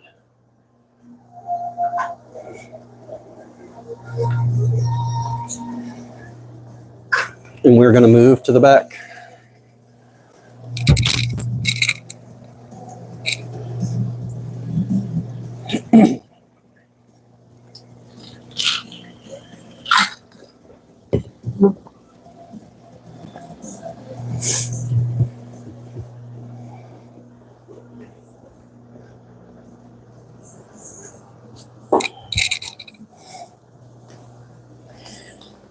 All right, guys, let's take a quick look at the work we just did.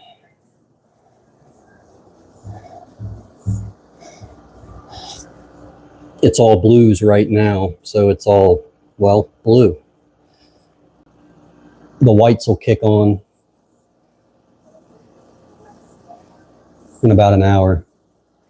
Look at that, the fish is picking coral, or we fed that moonstone coral earlier. And he's got pieces of fish still like sticking out, and that blue hippo there, he's picking food out of the coral. He's not hurting the coral. He does it all the time. Like, you can get aggressive fish when you feed your corals. They learn that the food is in the coral, and there are some fish that will tear that coral apart to get that food. So there are fish that will hurt your corals if you're not careful, but that fish, I've had him for, I want to say, 12 years, and he doesn't really bother anything. Our acro on top, he's got some good growth starting on him. The only thing I'm concerned about, you can see this Pocillopora, this big colony.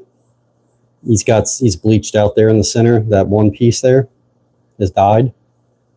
So I don't know if some algae got on there or the flow's not enough, but I could try to cut that out, but I think I'm just going to stress them more. I'm just going to leave it and see, keep an eye on it, see what it does. All right. Oh, I got to do, I'm going to wipe the glass down real quick, and then we're going to go to the back and finish up the frag system.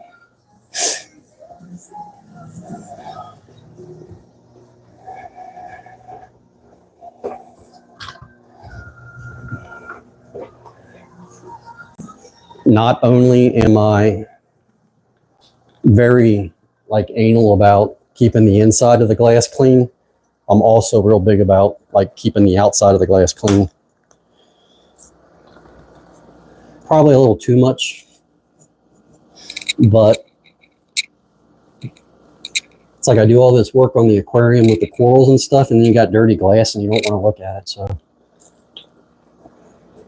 if you keep your glass really clean, it just makes the whole viewing experience, you know, better. And then you can see if your coral is stressed or whatnot. If you can't see in the aquarium, you can't see if things are healthy or not. That's what I tell people. Yeah, that looks good. Pro tip, I've got these open sumps for my ATO. I don't just go willy-nilly spraying glass cleaner everywhere because it will get into these sumps. I should put lids on them, but I've been doing it for like 10 years like that. If I'm over by the sump, I'll spray it on the rag just so I don't get any glass cleaner in the aquarium. Even on the top here, if you're spraying crazy, you can get it in there. And I don't think Windex is good for corals. And that's just kind of my personal opinion, but I don't think they like it. All right.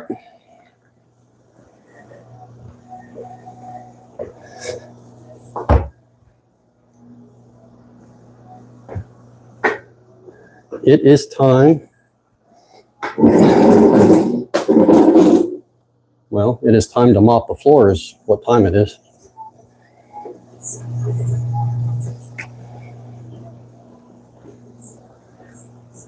Because I missed my bucket when we were doing the water change. Once again, if I had carpet here, guys, it would make things a lot harder. If it is at all possible when you're setting up aquariums to do it on some type of hard flooring like tile or concrete or whatever, it is just better for cleanup. All right.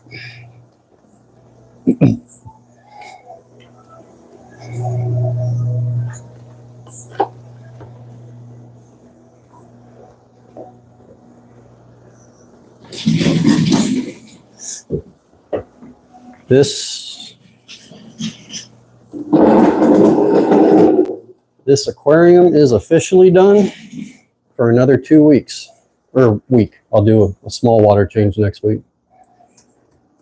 Next weekend. All right.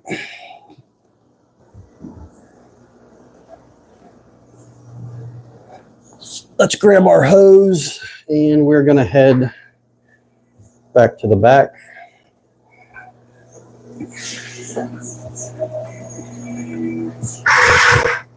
And we are going to try to knock out this system a little faster.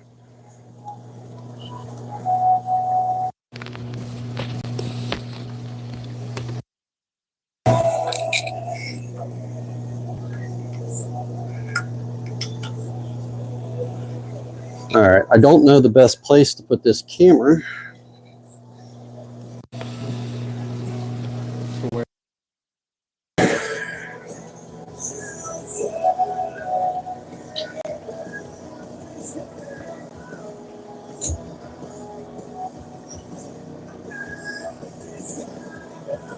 Let's do this. We're going to start down here. So I keep unplugging my phone.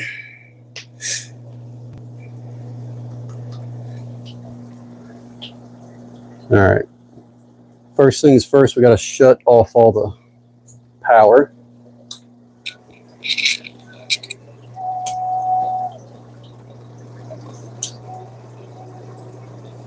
Why did that light shut off? That shouldn't be on that power strip. Who's moving cords around?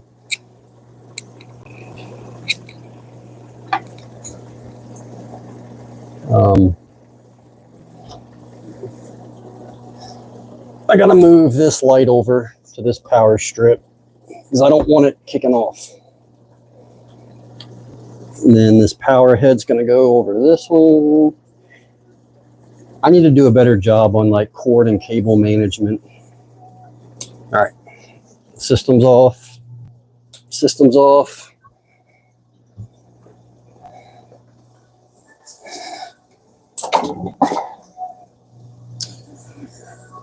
And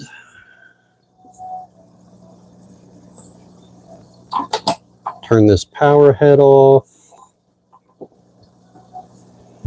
I gotta pause my ATO so it doesn't start yelling at me.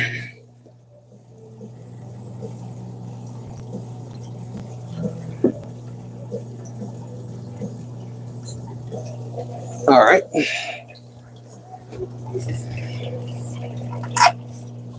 Look at this protein skimmer here. These eShop skimmers just collect so much. They do such a good job. They're very efficient.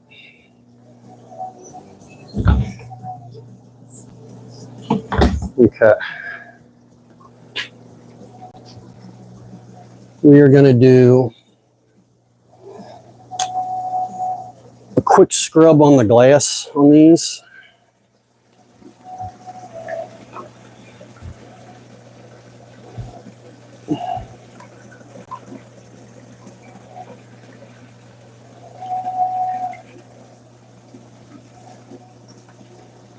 Actually, let me move this again. Let me see if this will work better. Let me see if I can bring you guys down here with me a little bit.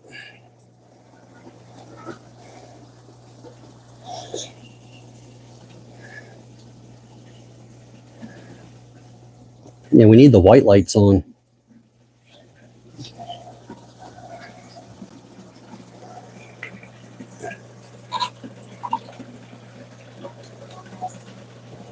Look out, buddy. I'm cleaning your home. I know you don't like it.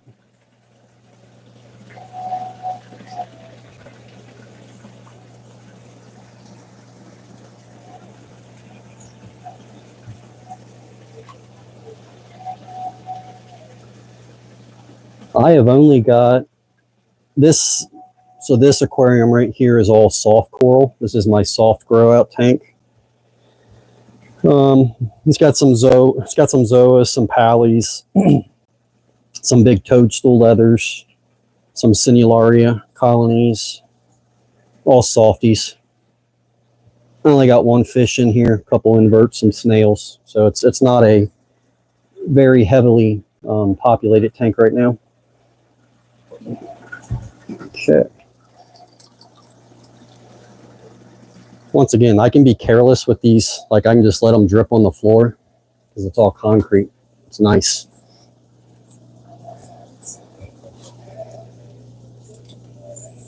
Let's scrub this one.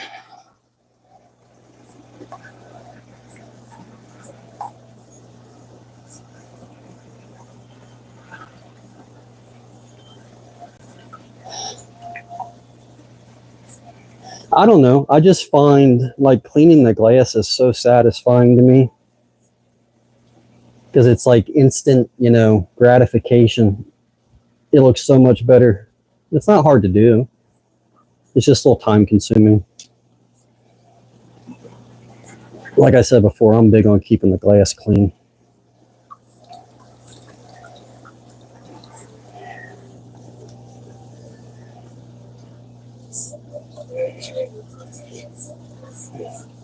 This tank, I recently added the live rock. This was the anemone tank.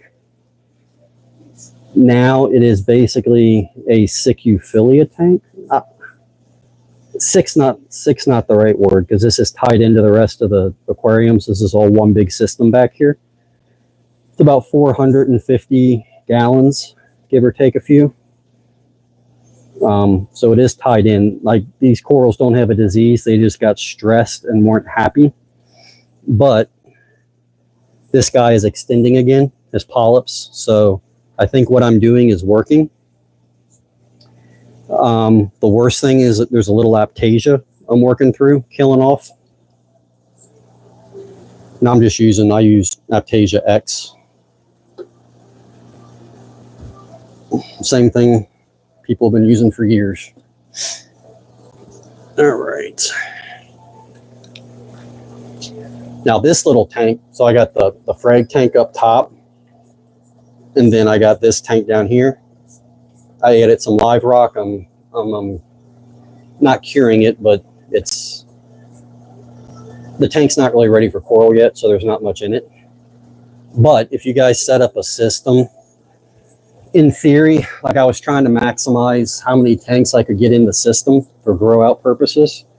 But having this tank on this shelf, like, maintenance is just a nightmare. You got to get down on the ground and there's no room to work. And this tank tends to get a little neglected because it's not at eye level. The point is, like, keep everything, if you can, eye level. You pay more attention to it. I like having this tank here, but it just makes maintenance, you know, kind of a pain. But you got to do what you got to do when you got to do it. And none of these rocks are glued either. They're just all dry stacked in here. Okay. All right, guys. Moving this camera around, like, that's why it's taking me so long.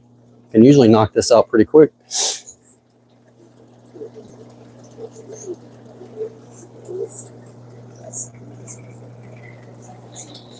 The water change portion actually goes quicker back here on these tanks in the main tank because I don't have to be as careful about breaking stuff or knocking stuff over.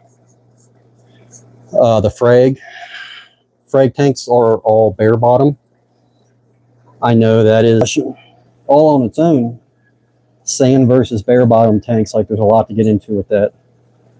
You can do it either way. Just like everything else, there are advantages and disadvantages to doing it either way. Like, I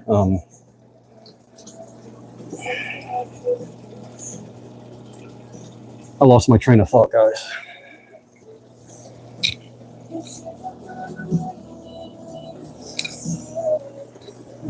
Lost my train of thought. Happens all the time. Man, I wish about a year ago I had just this thing filled with acros. I got PTSD from it, I'm sure, but like beautiful acro. I had a Walt Disney colony about that tall, and I was getting ready to frag it and sell it, and my dosing pump went bad, and it was dosing alkalinity every time it was dosing calcium. So it did that overnight, and want to say it killed about $2,000 worth of acros overnight. That one was hard to swallow.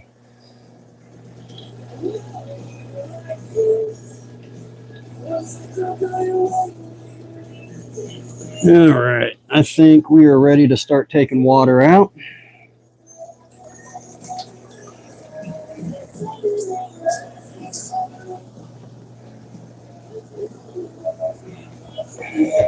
Let's clean this skimmer. Look at this thing.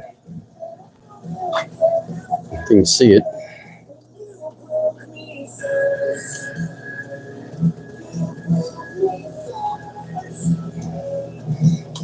So these eShop skimmers, I just love them. It smells so bad. Look at all this. So that's about 2 days worth of skimming. Probably 3 days. About 3 days worth of skimming. And you can't smell it, but like it smells like a rotting corpse covered in poo. And that's a good thing. We want to get all that junk out of our systems. Like, I know there's certain, like, there's people I've talked to who just detest cleaning protein skimmers because of the smell, but it actually is a good smell to have.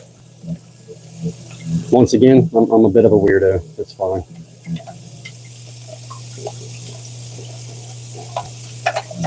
I'll scrub this pretty good. Like, people, I've had people ask me why I scrub this stuff out of the collection cup when it's just going to get dirty again. But like, look at all this stuff I'm getting out of the system. If I just put this back in, you're putting all this junk back in.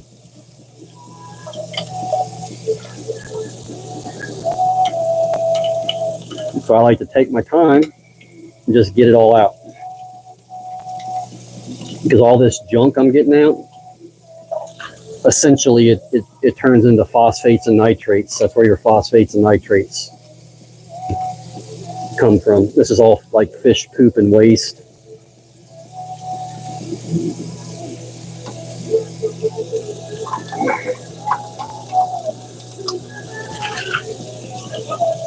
I'm sure this is just riveting watching me clean a protein skimmer. But it's got to get done. There's so much junk just in the lid here. Look at this. Like, I'm not putting that back in my aquarium. No way. No way.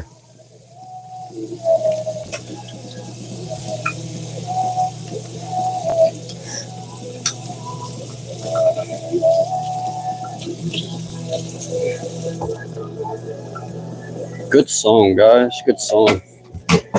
All right. Got my nice clean collection cup ready to go.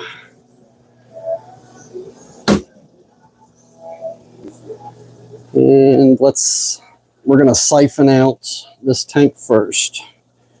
This one's got a sand bed. I try to siphon all my sand beds.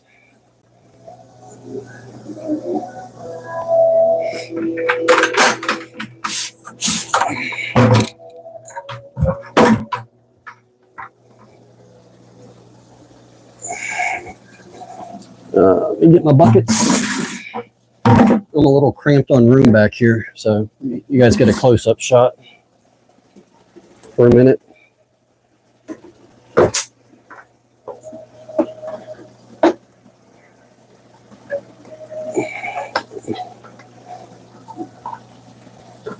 My check valve on this siphon hose actually works, so I don't have to suck on the end of it.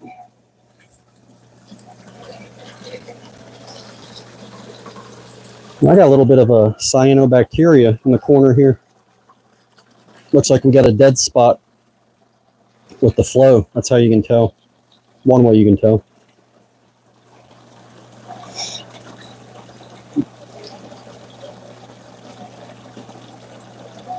You can kind of see why I siphon the sand bed. You can get a lot of junk out of the sand.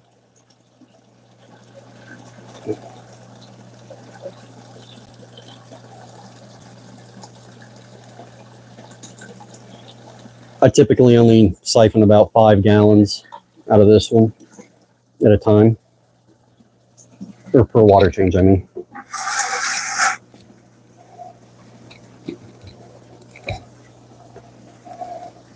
Okay.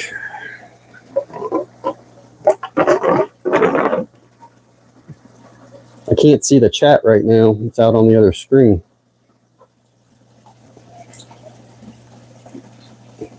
I also can't get a siphon.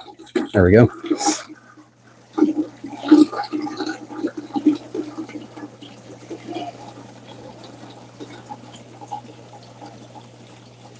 I can't believe the amount of this sand bed gets siphoned roughly every 2 weeks. Just having this one fish, like, it's impressive how much just one fish, the junk they put in there with all the poop.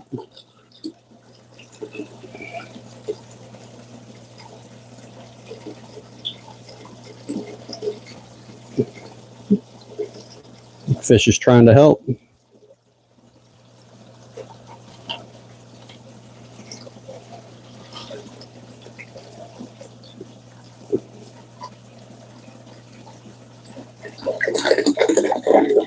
All right, I think that one's about good. I'll come back and blow the rocks off with a turkey baster.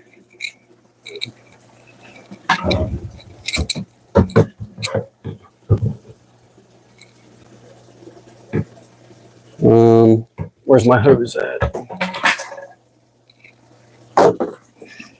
Now I'm breaking stuff, guys. Knocking stuff over.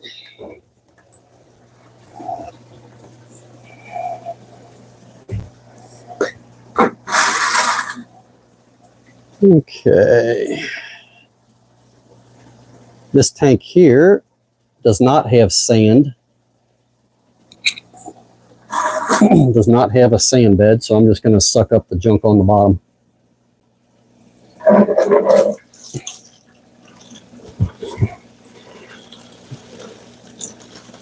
Just sucking up any detritus I can get, keeping it clean.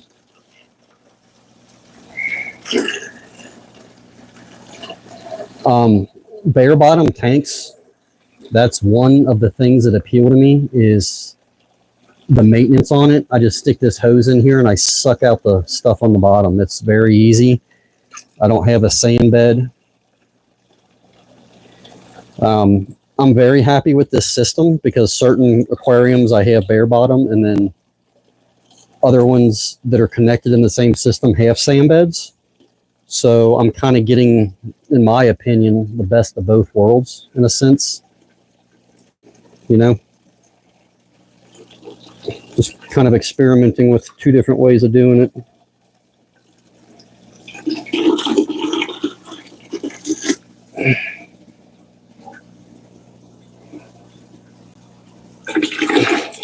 All right, he doesn't take much. We are down to the frag tanks, so we can move back out here. 2 more frag tanks and we're getting there. We'll be done soon.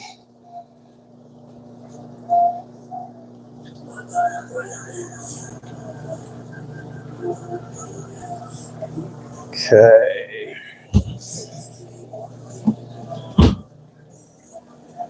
Well, I just put the phone right in front of the stationary tub and I can't dump the water. One of these days you guys are going to watch me drop my phone in an aquarium. That'll be fun. I'm surprised it hasn't happened yet. All right, let's get the junk out of these two. Then we can start refilling.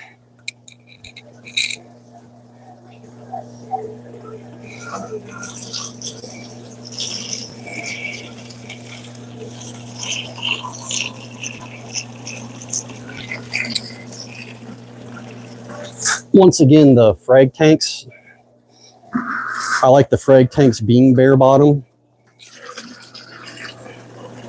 I don't have to worry about sand stirring up and getting on the frags, you know. It just makes it a lot easier and cleaner to work in. But for like a display tank, I've set them up. I've set display tanks up with sand beds and without. And for a display tank, I think I prefer the sand bed just because it looks more like a natural reef. But if you do it right, a bare bottom tank can look really good. Especially I like them when they get the coralline algae growing on the bottom of the tank. It looks really pretty. Or you can keep it really clean and scrape it off and you get like a mirror effect on the bottom of the aquarium that I like as well. It's kind of personal preference. There are benefits to having a sand bed though, as far as bacterial growth. You have a lot more. A sand bed in an aquarium adds so much surface area to the system where beneficial bacteria can grow and flourish. So that's a big reason why I like some of these tanks, because like I said, they're all on the same system. Having the sand beds in the system on some of them, the bare bottom tanks still get the benefit of that surface area for the bacterial growth. Here's another pro tip. Occlude both ends of your hose. Take it out of the water, doesn't matter. Put it in the other one and start the siphon right up.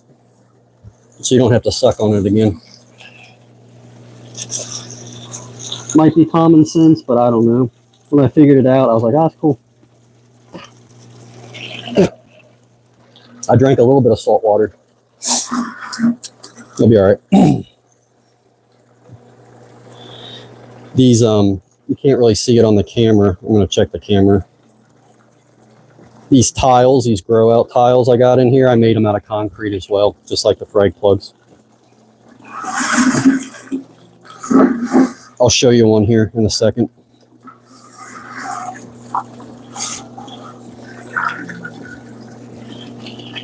Once I fill this bucket up, I'll show you.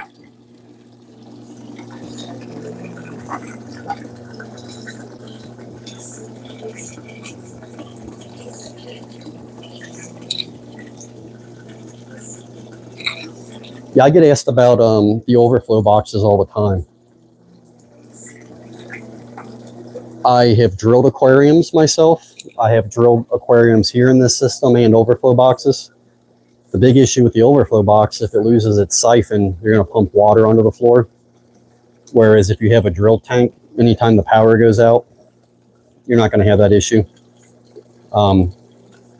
Downside, drilling aquariums on my own. I have broken them before. I don't like drilling aquariums. It's very nerve-wracking to me. I bought special hole saws and stuff, and I drilled all the ones for my systems, but I did crack a couple learning how to do it. So unless you know what you're doing, don't mess with it. Plus today, like back in the day, you couldn't buy tanks that came pre-drilled, or they were expensive or hard to find back in the day. It's better to just buy them pre-drilled, and that way you know they're good.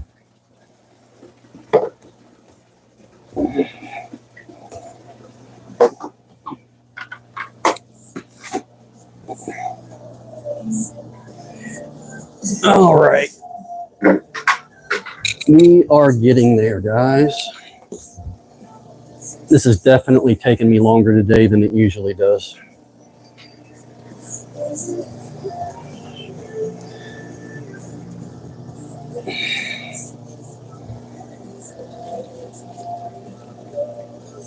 Let me set you right here for a minute. Let me figure out what I got to do.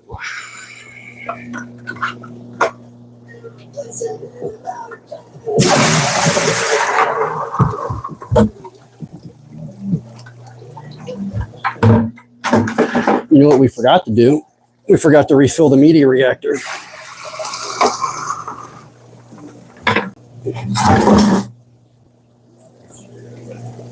Oh, I just messed up. That water I was saving from the anemones, I just dumped out. Dang it. All right, it'll be all right. We'll figure it out. I'll save that bucket.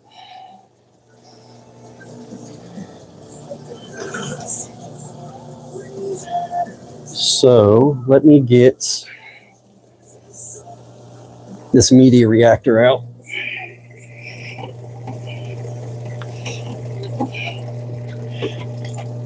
Oh man, I put this thing on way too tight last time I did this. Hate it when I do that. It causes like a vacuum and it's hard to rake loose. Okay.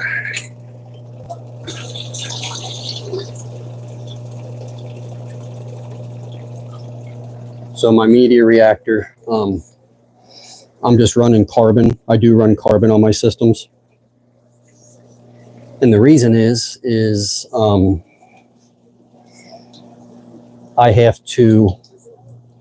sometimes I have to cut corals in the tank. And when I do that, like if I cut a toadstool leather, they have chemicals in them that just, it's a type of coral warfare actually. They release these chemicals if they get cut or whatever or aggravated. They can damage other corals, especially in a mixed reef system. Like if you're keeping SPS and like toadstools in there, like if you cut them in the tank, the toadstools, they can really affect some of the other corals. I try not to cut in the tank, but there's certain circumstances where you have to, where you can't get the rock out. So I like running carbon just for that reason. When I cut corals, it helps soak up some of those toxins so it doesn't affect the whole system. Plus, if you dose any medicines or anything, like it'll help take the medicines out. Some heavy metals, you know, things like that. It's just another step of filtration. Plus, it gives the water like a really clean, polished look, like the fish floating in air effect type thing. For smaller systems, yes, carbon's fine. You do have to replace it every now and then. I know a lot of people say you only get like 2 or 3 weeks out of it, but and it starts leaching back in. But I do mine about once a month. I'll switch the carbon out. And I am just using the best deal I found was this. I got this 5-gallon bucket of carbon on Kohler. It's Kohler brand.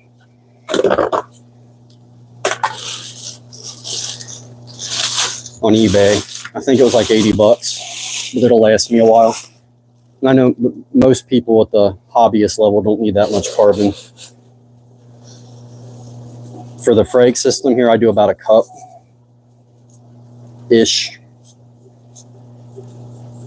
And that lasts me for a good month.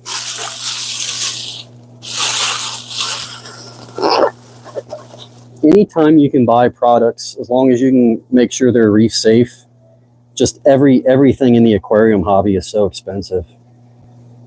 Like activated carbon, like you can go to a filtration, you can get just activated carbon, like it's carbon. There's not really anything special about it for the aquariums. The main thing is that it's pre-rinsed. I rinse it anyway, I'll show you. So it's not as dirty. Like you can get some really dirty carbons that don't get clean. Like you can rinse them and rinse them and rinse them, and it'll turn your water black. So that's the main thing. But like my chemicals, like for my calcium solutions, it's just calcium. Like what's it called? Calcium chloride is what it is. It's calcium chloride. The calcium chloride you buy from a filtration place or an aquarium store, it's pretty much the same thing. All right. You guys see that? Kind of. This is a Kent marine reactor. This is how I rinse it with the media reactor. We gotta do our filter socks too, guys.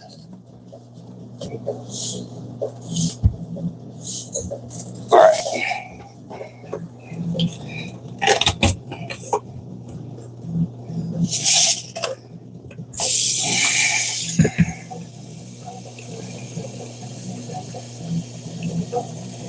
If I'm really being like picky and finicky, I shouldn't be doing this with tap water. I should be using RO water.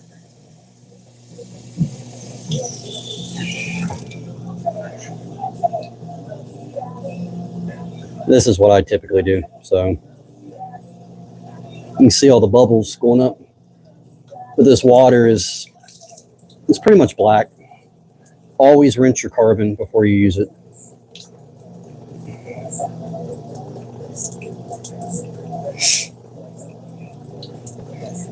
So since I did use tap water, there's a bunch in there.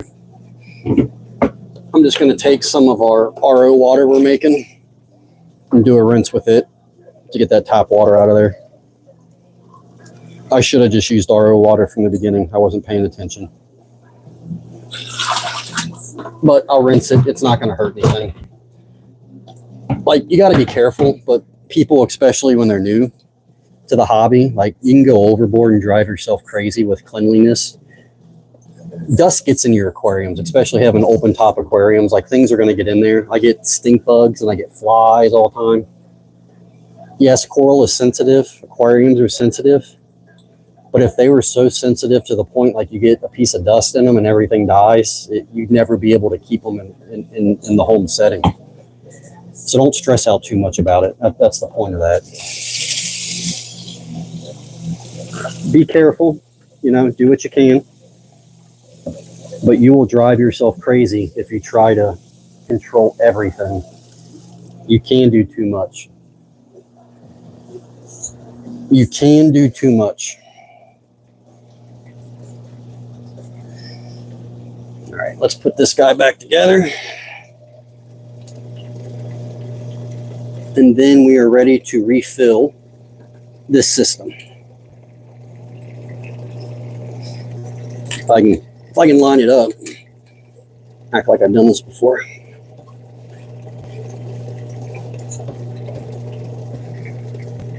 Yeah, it's not lined up. Oh, this is an Aquatop reactor, Aquatop MR20. I like these reactors. I've been running them for about 5 years or so. The only complaint I have is sometimes the lid is hard to line up. If you don't line it up perfectly in the beginning, it just gets off track. And yeah, this one is not cooperating. Let's see. Let's take it off and start over. I don't know if you can see the carbon is just filthy. That's why I rinse it. Well, that's why I didn't have it pushed down all the way. There we go. If you do it correctly, that helps a lot.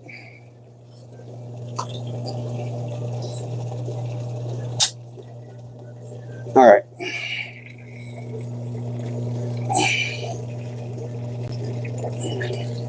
Reactor is back together.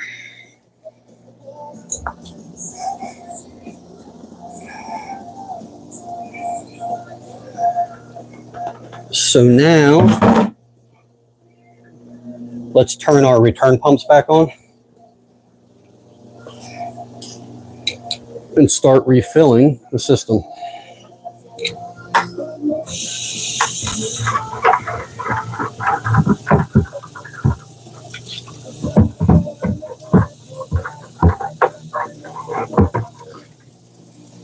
We're getting to the end, guys. It's taking longer than I anticipated, but we're getting there.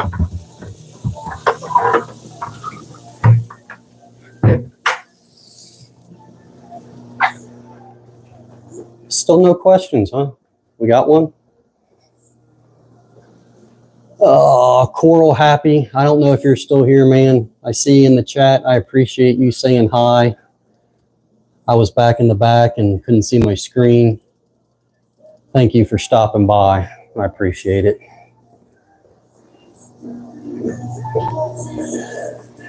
Okay, where's my hose?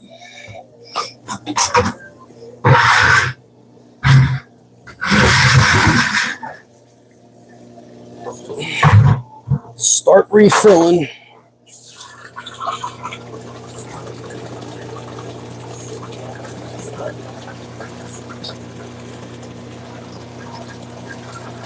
So this sump, me and my dad actually built this sump out of acrylic to fit this area. It's custom built. It's pretty simple. There's no baffles or anything. It's an open sump system. 3 return lines into the socks you can see there. You got the media reactor and my calcium reactor over here. I think it's actually about a 65-gallon sump. I don't fill it all the way though.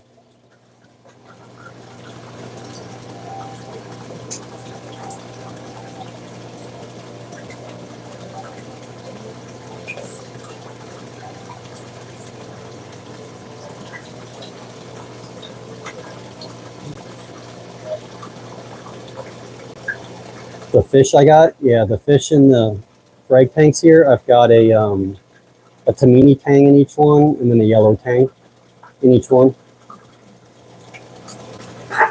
And set you guys back down here while I refill this. I want to make sure I don't overfill this one because I overfilled the main tank earlier. It added about 30 minutes of maintenance. I had a adjust it.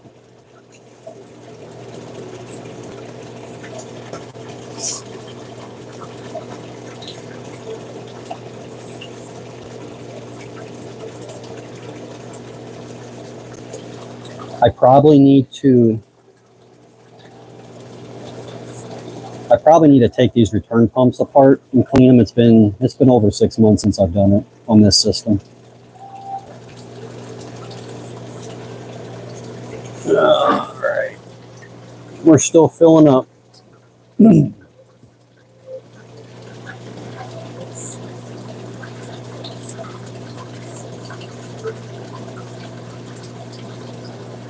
Once again, guys, just this garden hose setup I got, I love it. It makes filling my aquarium so much easier. And I can drag it all through the basement. Turned out real nice, real nice.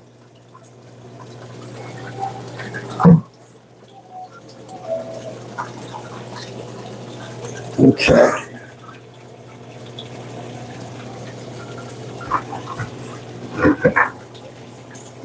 Let me turn my ATO back on.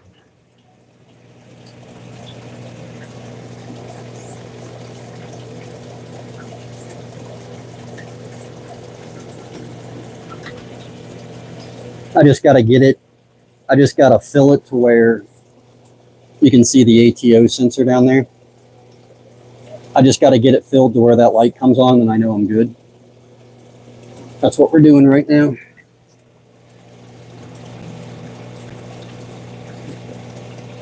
I just got to wait for this.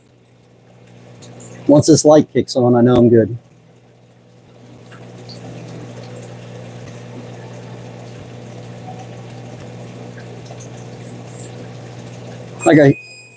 There's the alarm. Like I said earlier,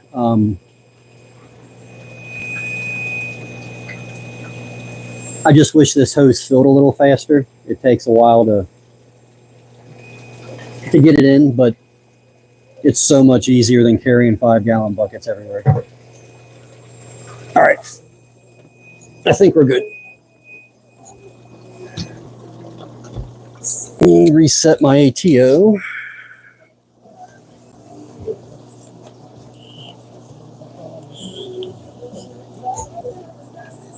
Okay.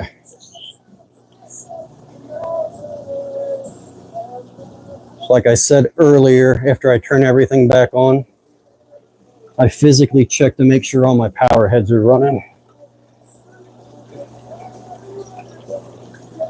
That one's good. Wave maker's good.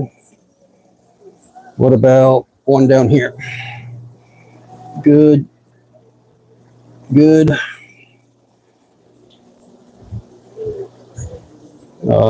Protein skimmer, let's put that back. Power head's good in the sump. Check, check, check. ATO's good. All right.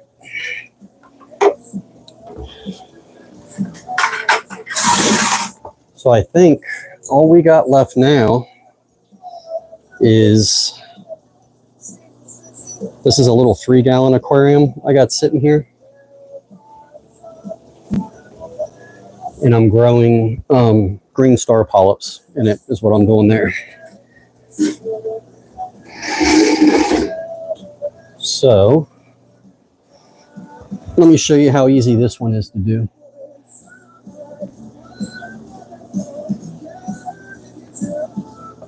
Take our little magnetic cleaner and we'll just do our glass real quick. I'm just growing green star polyps in here. I got them on concrete tiles that I make. So after they cover the tile, this is my coral saw. It's a diamond coated blade, and I'll just cut up the concrete tile and glue them straight to a frag plug. Take them to the fish store or whatever.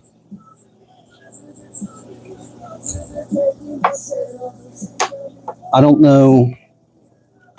I have trouble growing green star polyps. I know a lot of Aquarists don't, like they just run rampant in their tanks. I've never had that problem. I have a hard time getting them to grow sometimes, but since I moved them to this little aquarium, I can suck the water out, refill it. Maintenance is easy. They seem to be doing a lot better. I just have one power head in the corner and then this little eShop skimmer, which I just have the skimmer because I've been dosing, I've been experimenting with 2 different coral foods. This Barrier Reef Labs LPS formula I like a lot, but it seems to really help the growth and color on the corals. I'm trying this. I think this is a local guy to me, this Coral Max. It does pretty good. I think he markets it for sun corals mainly, non-photosynthetic corals. But I've been really happy with the Barrier Reef. It's just a little pricey. All right, got our glass. I flip one switch, kill the flow. Suck out some water.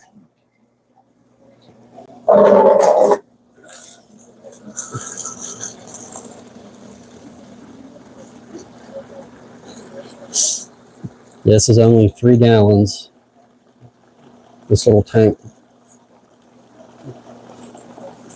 I've been doing most of this water at a time, like 75%-ish, which is quite a bit every week. But I'm just watching the coral. They seem to be spreading onto the tiles, so I'm going to keep doing what I'm doing. Seems to be working. If something works, don't change it. Okay. In this little tank, I'm going to fill it with my bucket thing here because the hose is just too powerful and it blows stuff around in the system too much. So this one I just fill by hand. I should do, let me dump out this protein skimmer here, give it a quick rinse.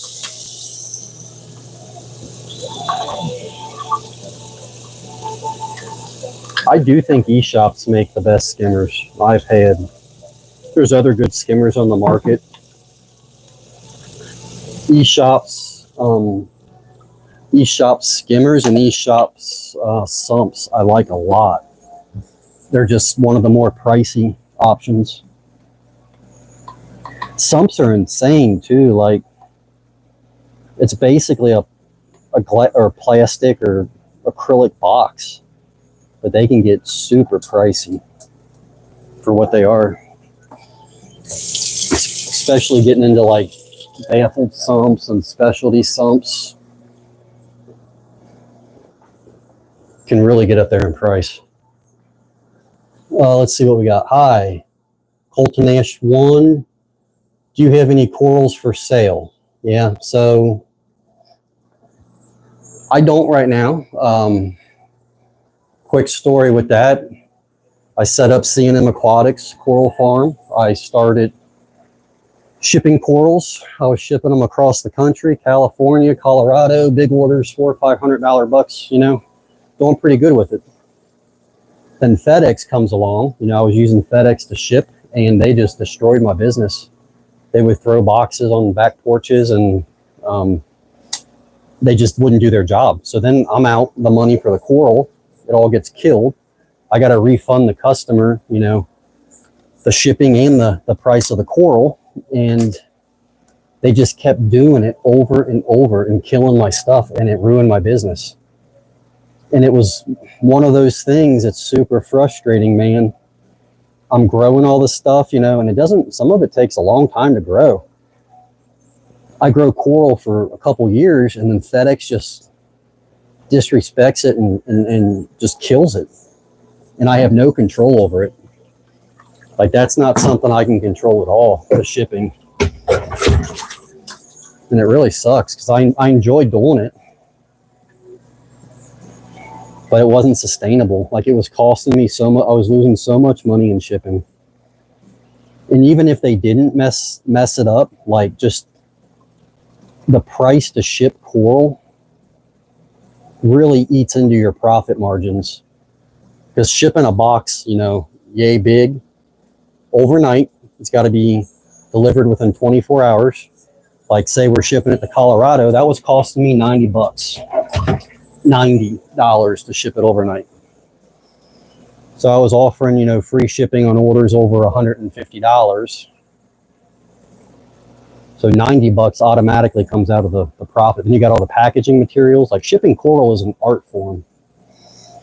But to answer your question, no, I'm not selling it right now. Let me turn this pump off.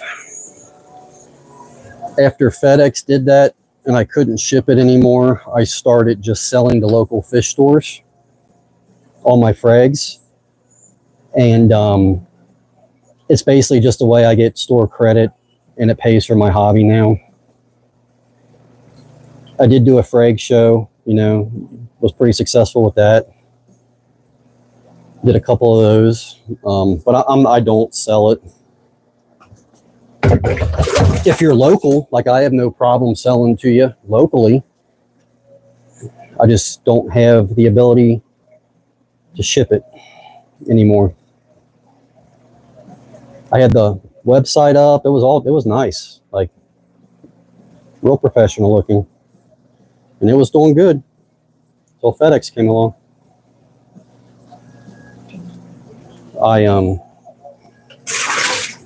I'll get off my FedEx soapbox now. Sorry. All right, let's turn this one back on.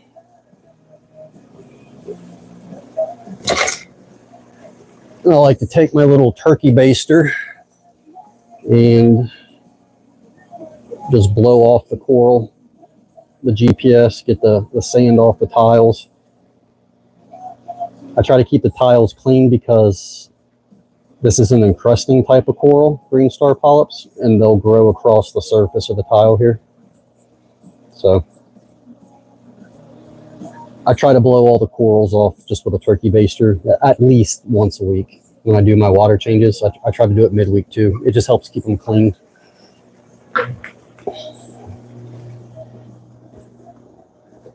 All right, that one's done. I need to come up with I can't see the chat when I'm working on this stuff. I got to stop and look at the phone so I miss comments. I got to come up with a better way to stay engaged with you guys. Okay, this one's done. Now we just have the anemone tank, right? Yeah. Let's go do that and we'll be done.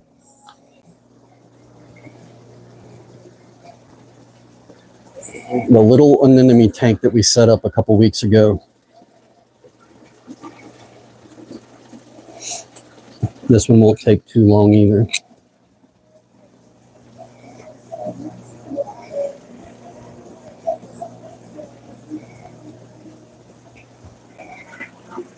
Okay.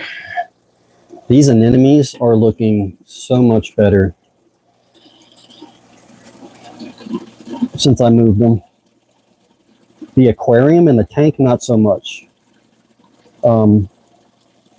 It's kind of going through, it's not really cycling, but it's going, I guess it is kind of cycling still.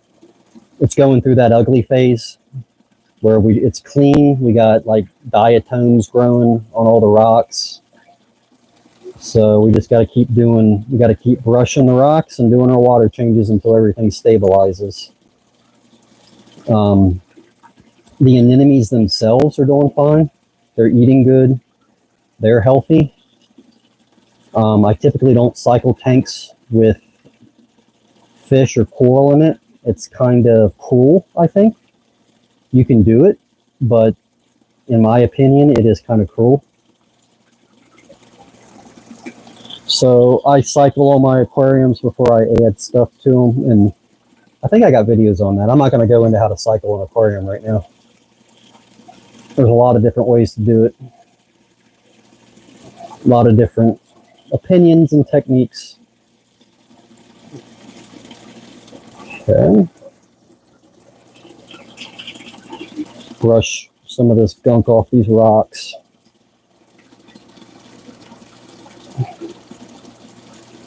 It's patience is what it is.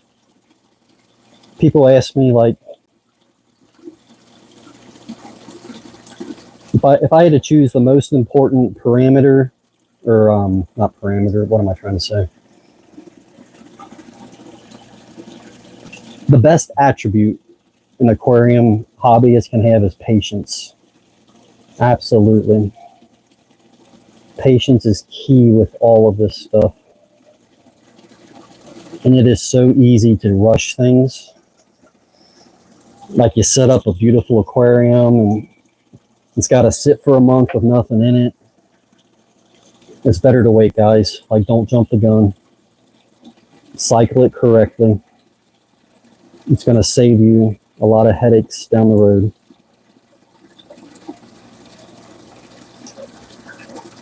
I had a heck of a time getting these guys to attach to the rocks.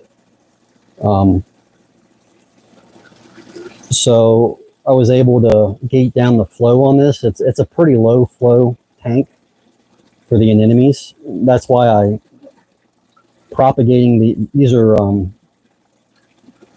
RBT anemones. I like keeping them in their own aquariums so I can keep it just super low flow. One, it makes it easier to feed, and two, it keeps them attached to the rocks. Once they're attached, they're attached. They typically don't come off. But let's kill the flow. Get this piece of glass here I missed, and this will be our last water change for the day. We got a lot of maintenance knocked out this morning, which is always a good thing. Let me go get a bucket. I'll be right back.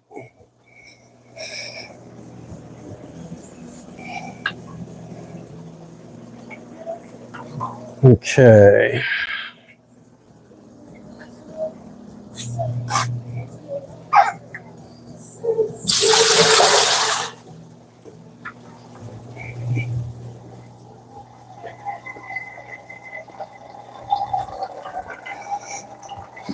All of my water drains to the sump because I got this return so low in the back. What I should have done, I really should have put a quarter turn valve in this return line so I could turn it off and I don't drain the whole tank. We're just going to suck out what we need to here. I'm going to turn off I do have an ATO on this. I run ATOs on all my sumps just because it makes maintenance so much easier and it keeps the salinity a lot more stable in the system. I recommend ATOs, especially now. Like, you can get a micro ATO for like $40. It's worth the investment if you can swing it, for sure. Let's get more salt water in my mouth. And that didn't work. Try it again.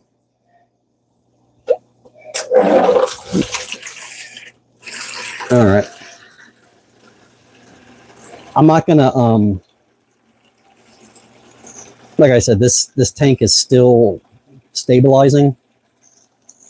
I am not going to siphon all the sand right now. I'll do that later. Probably on the next one. We're just gonna do a quick water change.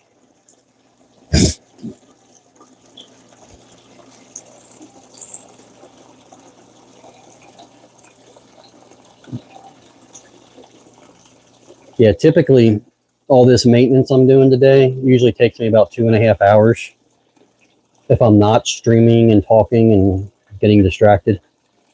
So it's not too bad, but it's taking a little longer today.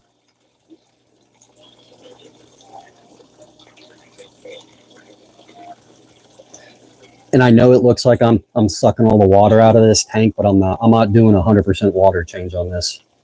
It all went down to the sump. when I turned off the power. So we're doing about a 4-gallon water change on it. All right, let me go get the water, and I am going to use the water from the frag system.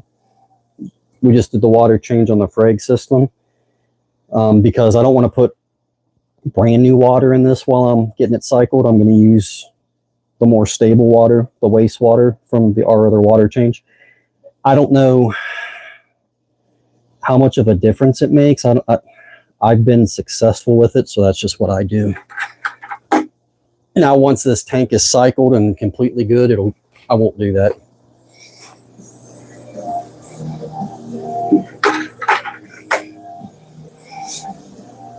So one reason I'm using the wastewater from the frag system is, you know, the alkalinity, calcium, all that, the anemones is not as big of a deal, but it's already got phosphates and nitrates established in this water, the old water. Where's my towel?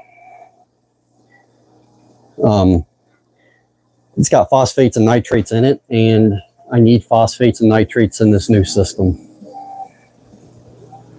So just in case you were wondering, that's the reason why I'm using I'm putting old water back in. Yeah.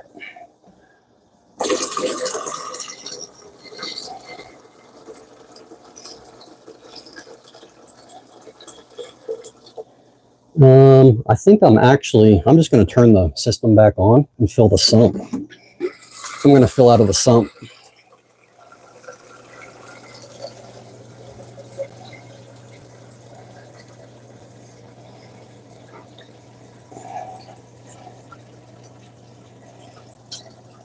I got this protein skimmer. I might just do it later.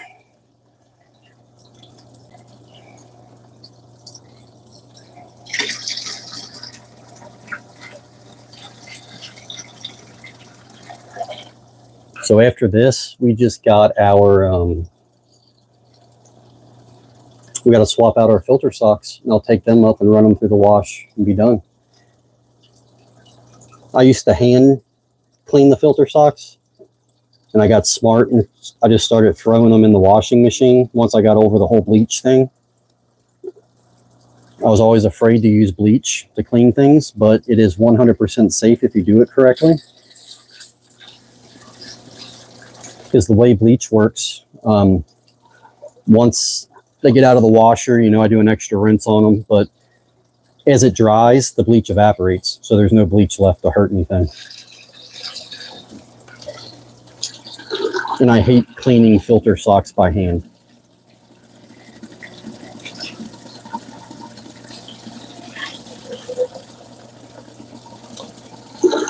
It's so much easier just to throw them in the washer with all my towels.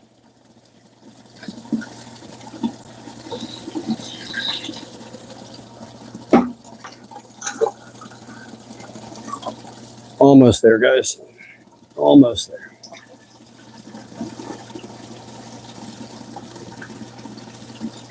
Okay, I think we're there. I don't want to overfill this system.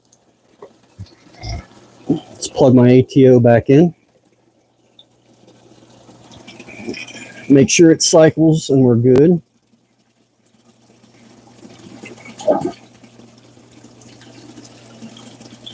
All right, I got a blue blinking light. We are good.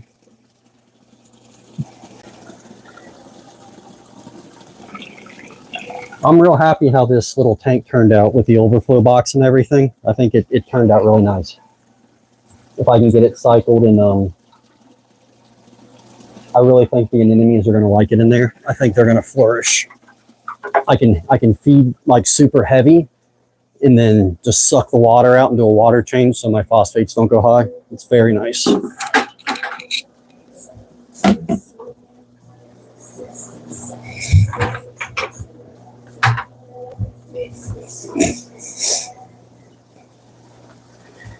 All right. Looks like, man, we're coming up on 3 hours. This definitely took a little longer. Let's get our filter sock changed out.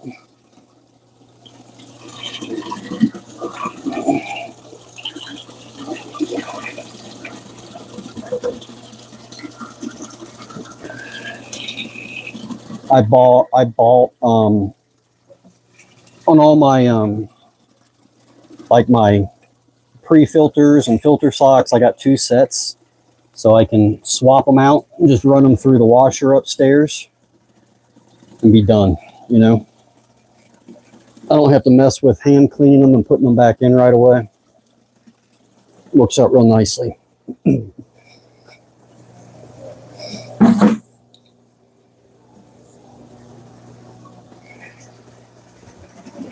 All right, let's bring you guys. Our white lights did kick on the systems.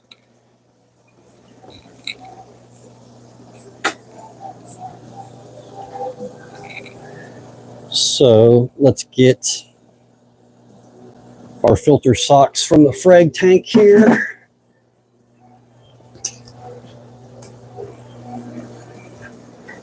Swap these out.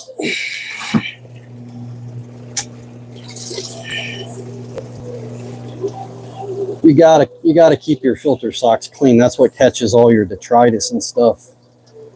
Between that, the protein skimmer, and siphoning.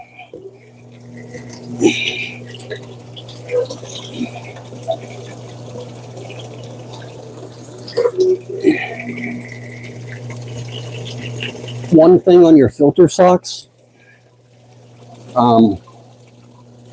which I didn't do, you want to make sure you turn them inside out before you put them through the washer. It'll just help clean everything better. So flip them inside out and then flip them back when you're done and hang them up to dry. I just air dry them. Don't put them in the dryer. You don't need to. You'll just tear them up and break them down that way. I've done a video on the filter socks. Just a splash of bleach.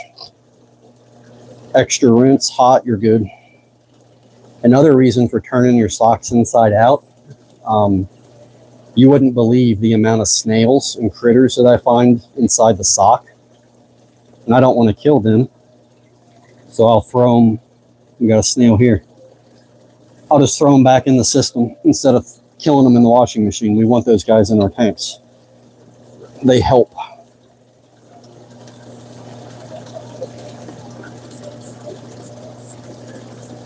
I got some good coralline algae growth coming back in these tanks, so I think they are on the mend. They are definitely improving health-wise.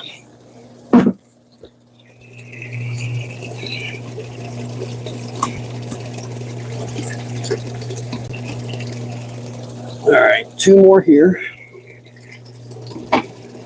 Yeah, this is a lot of work. It really is. I enjoy doing it, though. As long as you enjoy doing it.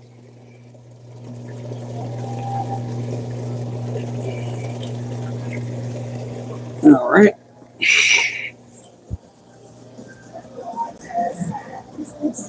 So we got a sock on the main tank and then a sock back on my propagation tank.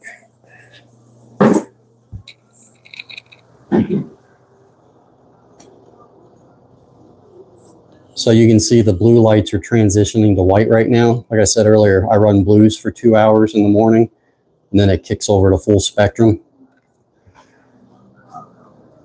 I need to go get my filter sock.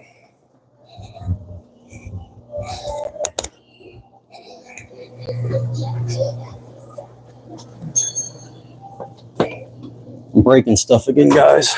Dropping stuff.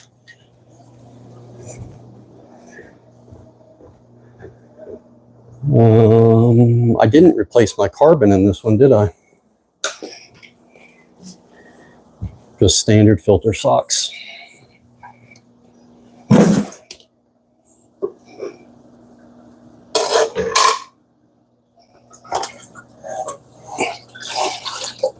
I like sumps on aquariums. I love sumps on aquariums. I don't like sumps like when they're under a cabinet like this, they are difficult to get into and do maintenance on. The frag system in the back's not as big of a deal because it's more open. But most of your aquarium cabinets, it gets really tight underneath. You got to get creative with how you design your sump to make it efficient. All right.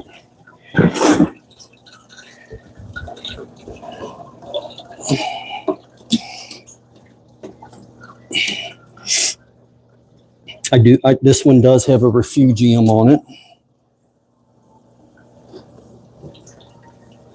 So I run carbon on this tank. I got a UV sterilizer in my protein skimmer.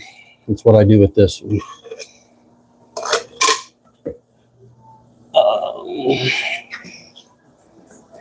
Let's go switch out our last sock. Back here, I set up this little tank. This is just a 20-gallon aquarium. Very low flow. I got the power head off right now, down to a sump. I just use this for attaching soft corals to media so that I can glue them to frag plugs. We fragged a bunch of pallies I had growing on coral racks the other day.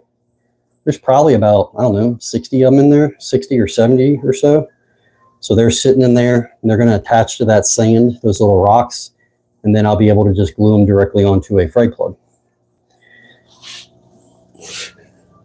This aquarium was fairly cheap to set up. I mean, I had the sump already. If you were buying everything new, it'd probably be a couple $100. But for my purposes, when I was really farming coral,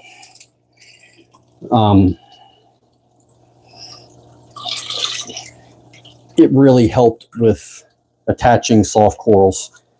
Because I don't know if you know or not, but you can't just glue a soft coral onto a frag plug because they don't have any hard skeleton. They'll just slime over and they will never stick. So you either have to get them to attach. There's different methods. You can use rubber bands and rubber band them onto it. You can use toothpicks, which I don't do the toothpick thing because I don't like stabbing the coral. Like a lot of people say, oh, they don't feel it. They're animals, man. They're conscious, living animals with, you may disagree with me, but after caring for them for so long, I swear they have personalities and temperaments, and you can get aggressive corals, you know, like they're living things. So I try to respect living things. If I'm taking care of animals, other living things, I try to really be conscious of that. Like, it's easy to forget that they're living, breathing things. They're not plants, though, you know, they are animals. Okay, we got our filter socks and our towels.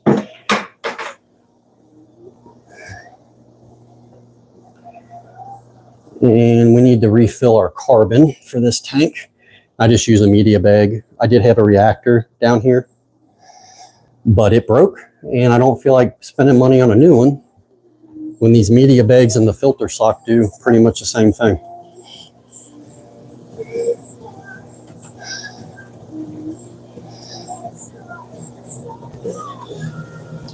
Like I said before on the other system, I switch my carbon out every 30 days, once a month.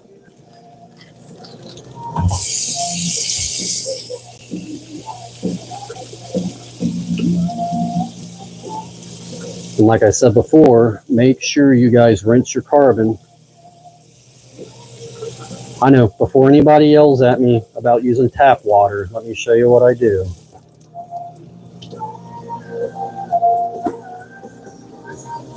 I don't kill a lot of coral anymore, so I think it's fine. Let me grab my carbon. I do about half a cup of carbon in this system.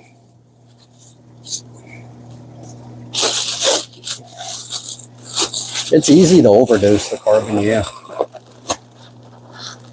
You can, like, you don't want to strip everything out of your water. I don't know how much would be too much.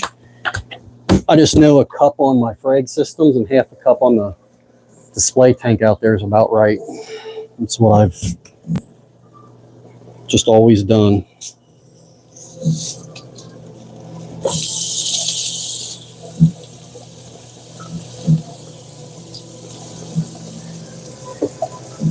Probably need to make some more soda ash soon. Here, look at, like, the water coming off of it is just black. You don't want that in your system.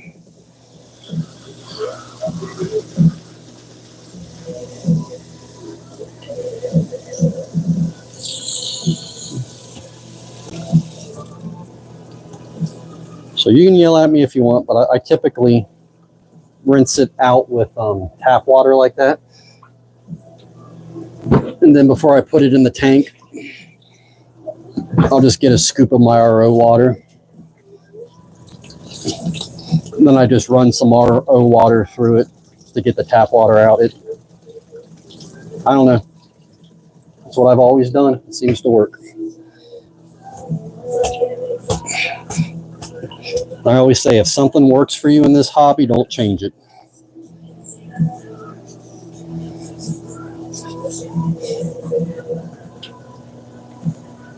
If it's working, you don't need to change it. The hard part's just figuring out what works for you, you know.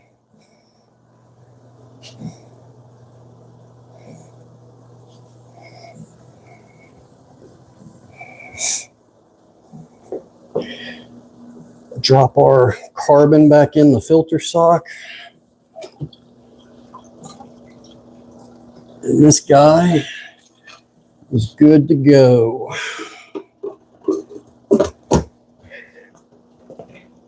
Okay. I feel like this other light's messed up. It should be white by now. I'm going to grab my controller. I think I messed up the timing schedule earlier.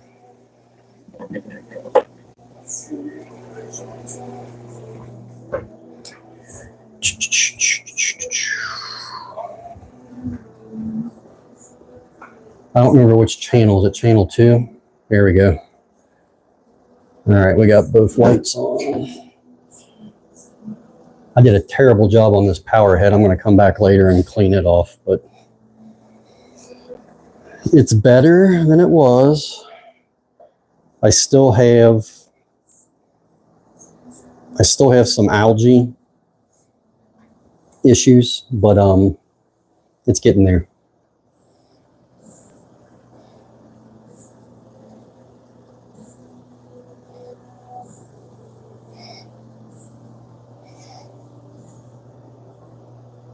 It's getting there. We're definitely improving. Coloration is coming back. The coral is looking healthier and it's happier. So it is improving. You can't do things too fast. If you try to correct things too quickly in this hobby, you can really make a mess of it. So once again, that is where patience comes in. You got to be patient with things. You can't rush it. All right, I think we got our water changes done. I think we're basically down to cleanup mode.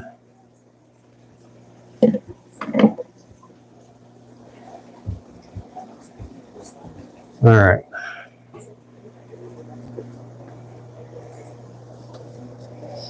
Yep, we're down to cleanup, so let's take one last look at what we did, guys. I showed you the main tank out there. Frag tank 1 we got done. Frag tank 2, we fragged up some Pocillopores, some Montes. Man, these things used to be just packed with coral. I'm in reset mode, you know. There's nothing in that one. Our Euphilia tank, got it done. One of our colony grow out tanks. Our soft tank we got done. Right here is that cyano I was talking about in this corner. If you look at the sand, you see that red? That is called cyanobacteria. It's a bacteria, it's not an algae. People often think it's an algae when it's not, it's a bacteria. And there's a dead spot here in my flow. So I need to adjust my power heads to get better flow to this corner, because the detritus is just sitting in that corner, and that's what's causing that. It's not a big deal. If you don't take care of it, it will like take the system over. It can cover your rocks and everything. Cyanobacteria is not a big deal unless it starts covering corals. Like if it starts growing on the corals, that's when you're going to start having an issue. We're not going to let it get to that point. I'm going to come back later and clean that up and adjust my power heads. But this guy, that's a neon green toadstool.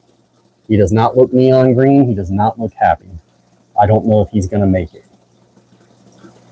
He's not dead yet, but he is not happy. See, look, happy coral, unhappy coral. But we're trying to get him back. Then our anemone tank there. So, all right, guys. Our green star polyp grow out tank, we got it done. I think I'm going to do, I did a good coral video like on taxonomy. I didn't have the microscope in. I might do an in-depth video on taxonomy with some microscope footage. I don't know if people are into that or not, or if it's just me, but it might be interesting. So, I have got to just clean up the rest of this junk. You guys don't want to watch me do that. So let one last look. Oops, I hit the chair. There's our red Fromia. He's doing very well. We just put him in here the other day. He's happy. Our mushrooms are growing like crazy. Our gorgonian back there is not looking good. He's covered in algae that we just scraped off everything, so I got to clean him off still. But the Favia, the moonstone coral, our acan, we fed them this morning. He's super happy. Our Cali Tordacro in the back. This tank's really bouncing back. So I'm happy with it. All right, guys. It's about that time. I think we're done. We're over 3 hours. We got a lot done. So I think we're going to end it there. I'm going to just clean up the rest of my junk. You guys don't have to watch me do that. So I appreciate everybody watching. I appreciate the comments. This is your last chance. If you got a question about coral or fish, throw it right now.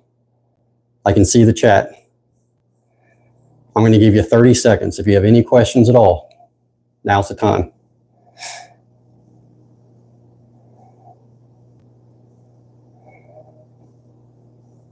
All right, nothing, we're good. What do you think of your questions? Next time I stream, you guys let me know, okay? All right. All right, guys, that is a wrap.